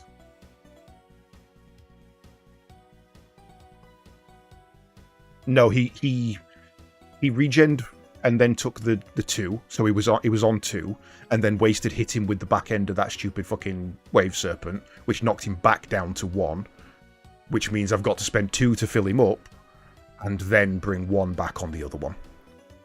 So weirdly, that's right. You are right in remembering that he should have come back with 2, but he did. But then the back end of the wave serpent. Yeah. Because shot by the back end of a snake. Only other one that's taken wounds would be... Oh, no, I've got the monolith as well as the warriors. So D3 for the warriors. They also bring back 3 units. Oh, yeah. Yeah, there's some battle check tests going down. Don't worry. To bring back D3 warriors. How does this happen? I rolled a 3. Hello. But that doesn't bring that back that many people. It brings back that many wounds, and because they're all on full, it brings back 3 warriors. Ah, right. Got you. So because it's the benefit of them only having 1 wound. Understood. Then the monolith. Of course, he's the one who rolls 1. You. Gonna eat me a monolith. I have rather had that on the warriors. Nom, nom. Right. So...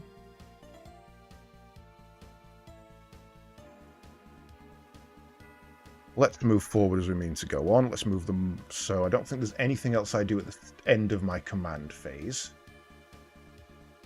It looks to be the lot.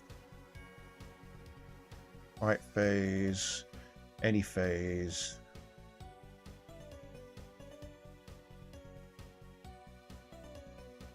Don't worry about Necros.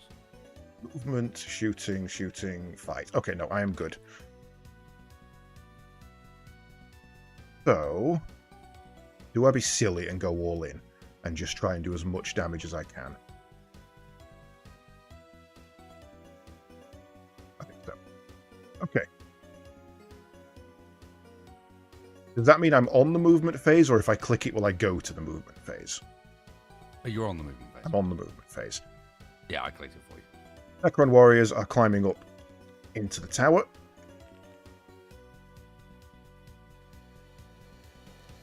Bye then. Where did you go, you weirdo? Oof, can they do that? 5 inches worth of movement, and it's about 4 inches. Well, It says yeah, it says 1.6. 1.7. But I figure with the up, it'll be nearer 2-3. Are you measuring 3D? I don't know how. If you go over to the top left, the line tool, mouse over it, and the second item, well, if you click it, it can change between 2D and 3D. So you can actually... So some of them definitely won't be able to, but that was always going to be the case anyway. But he can just make it up there.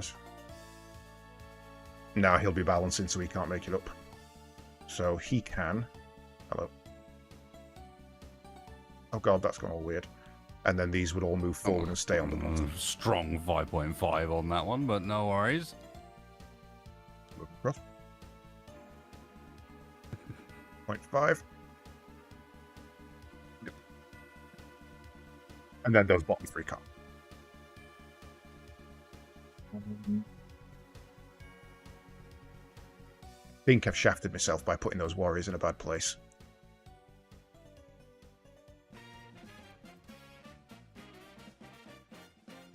Moving on. What does that do?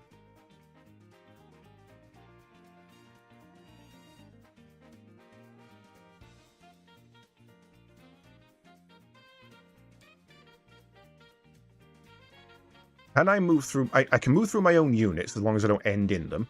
Does that also apply to units in that are in melee? No. That makes sense. I don't like that. Opponent units you cannot just move through. Yeah. Oh, sorry, I mean my own units that are in melee. Oh, yes, your own units, sure.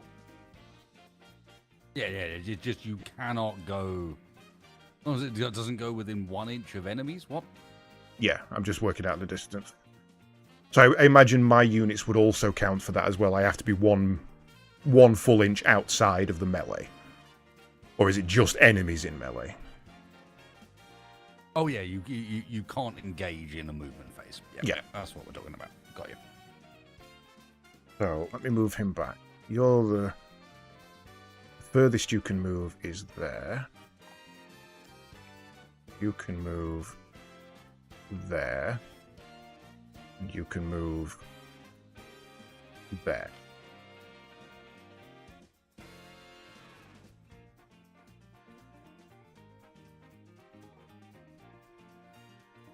All of you guys get on the building. Get the life out of me then, would you? And you can come outside of there.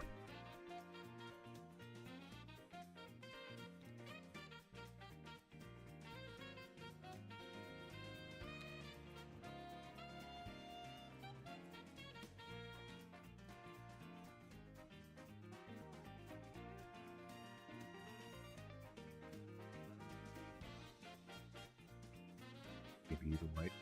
Don't think I can avoid that.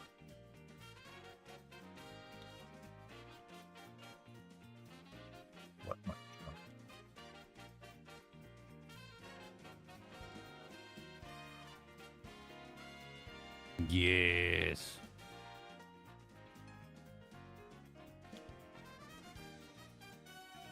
Approach and get fire present. What is 35 to 38 from my furthest, and they have 36. If only half of a unit is within... Oh, you're good. That's fine, okay. You can hit the whole thing.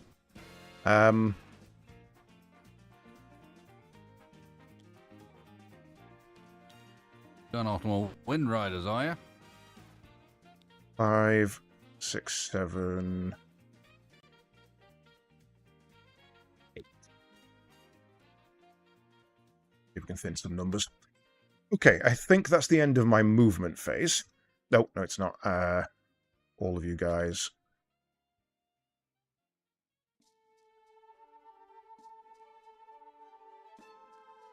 Eight inches that way. How do strategic reserves work? Now we're on turn 2. You can drop them in anywhere on the battlefield that is not in my deployment zone, that is more than 9 inches away from an existing model.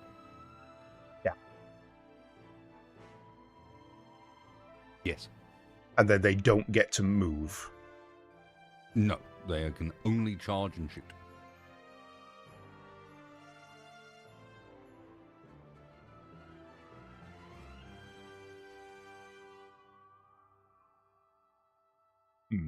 I really do want them on the field, but it's not worth the risk.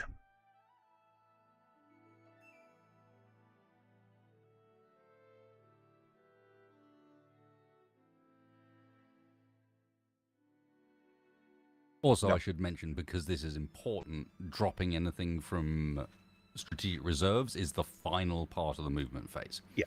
So I've already moved everything. As long as you've moved everything, you're good. Yeah. Right. I don't think I'm going to do it this turn, then. I think I'm going to leave those out.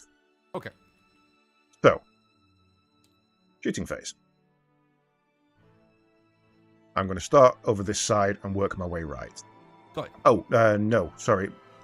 How do I move my units out of melee, and what does it cost me? Moving your units out of melee will cost you your shooting phase, for all intents and purposes. Okay. So that counts as movement and shooting. And do they take any... fallback maneuver. Fallback. They don't take any melee hits for free, like D&D or anything like that? That depends entirely on... who they're fighting. What the other person has as an option. because I'm just looking, but I'll tell you now that I'm pretty damn certain I have something specific for when an enemy unit falls back away from me. Just because we also forgot about it, do your dragons or your scorpions want to consolidate?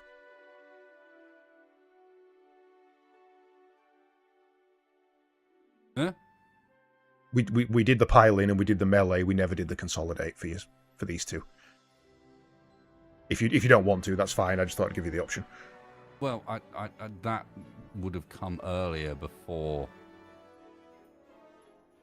It would have been right at the end of my melee attack, and I think we forgot is why I'm giving you the chance.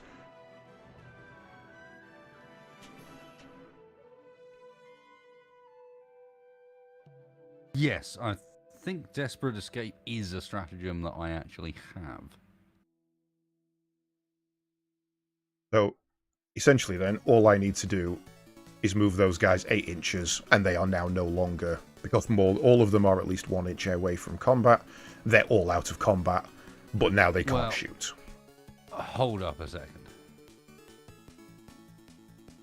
Because I think you're right, but I also have a distinct memory of something I have being able to do something in these circumstances. Yeah, go for it. That's what I'm intending to do. They are currently sat there.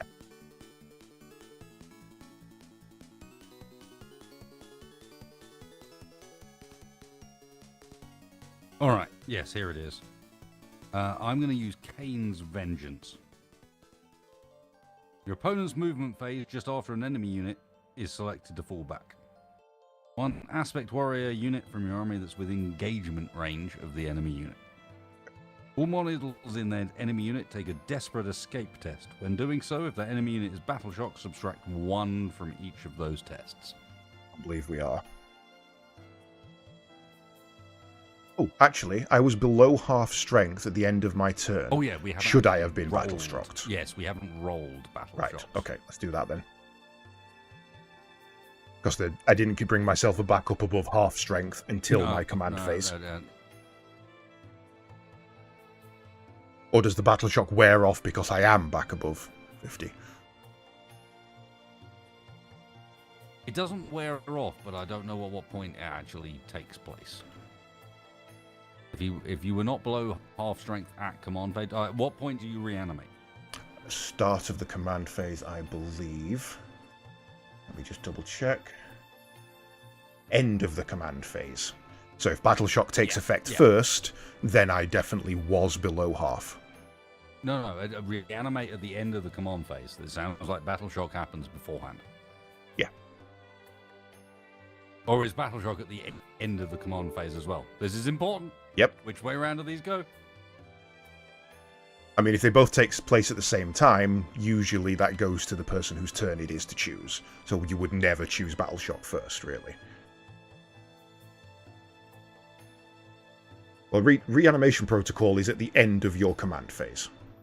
So it's the very last thing you do. If that takes the same slot as battle shock. 1 second.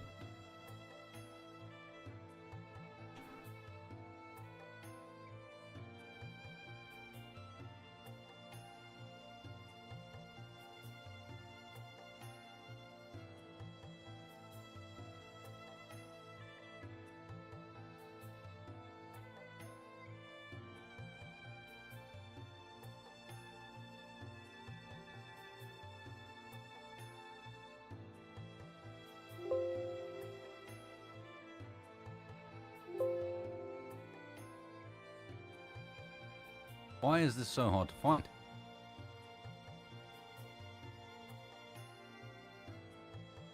Apparently it's a dedicated part of the command step phase, so that should be relatively easy to find.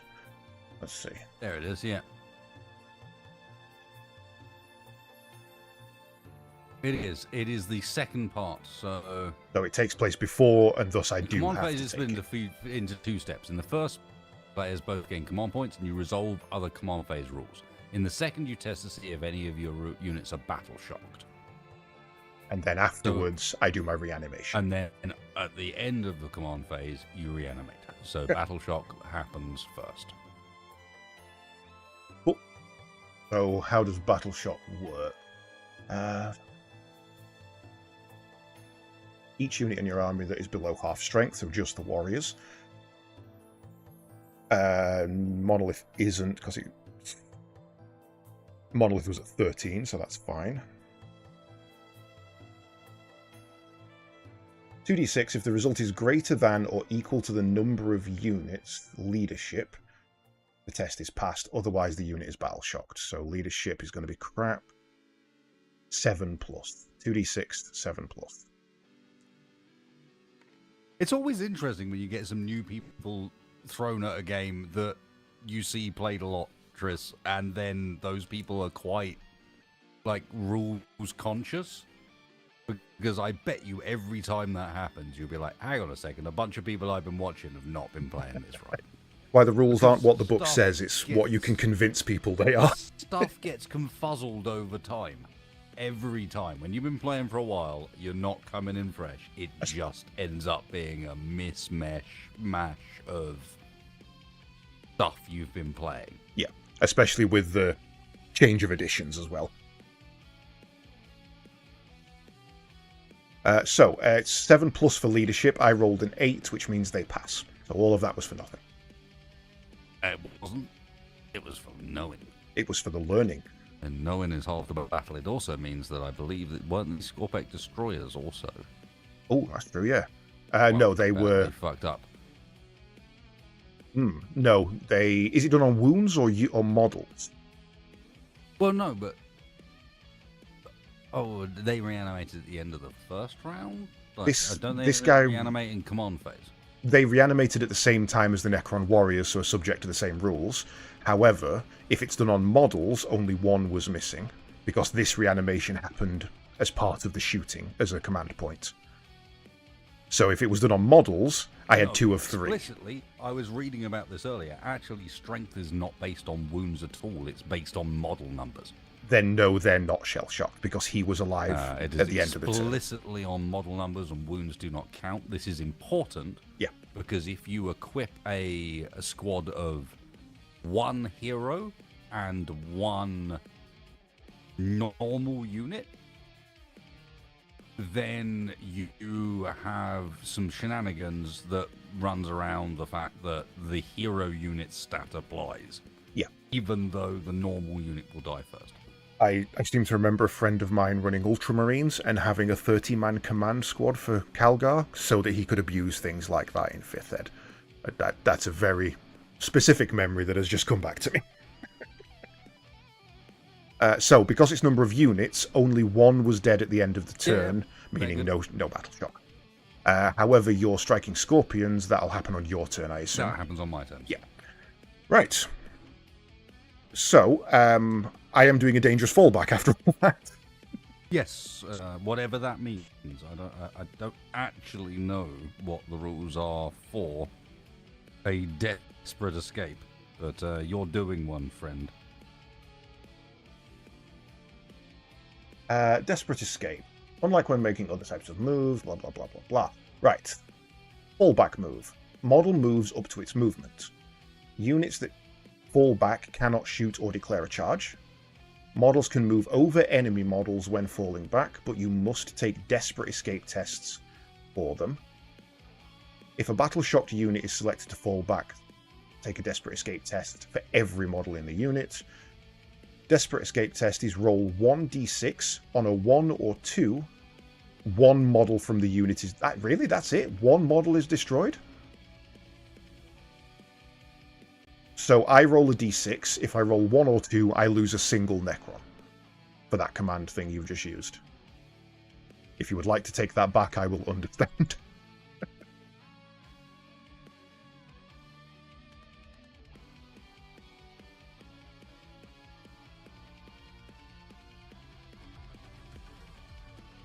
Are you muted? Are you muted?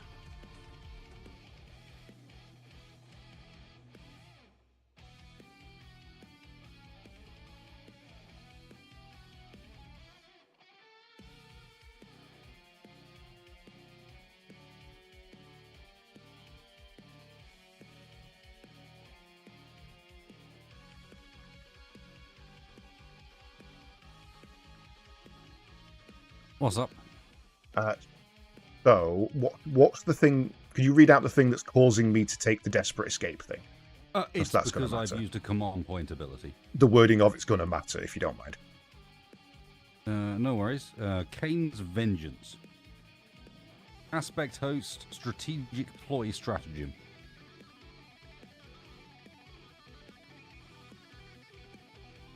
What's the actual Well, effect of it? Your opponent's movement phase just after an enemy unit, excluding monsters and vehicles, is selected to fall back.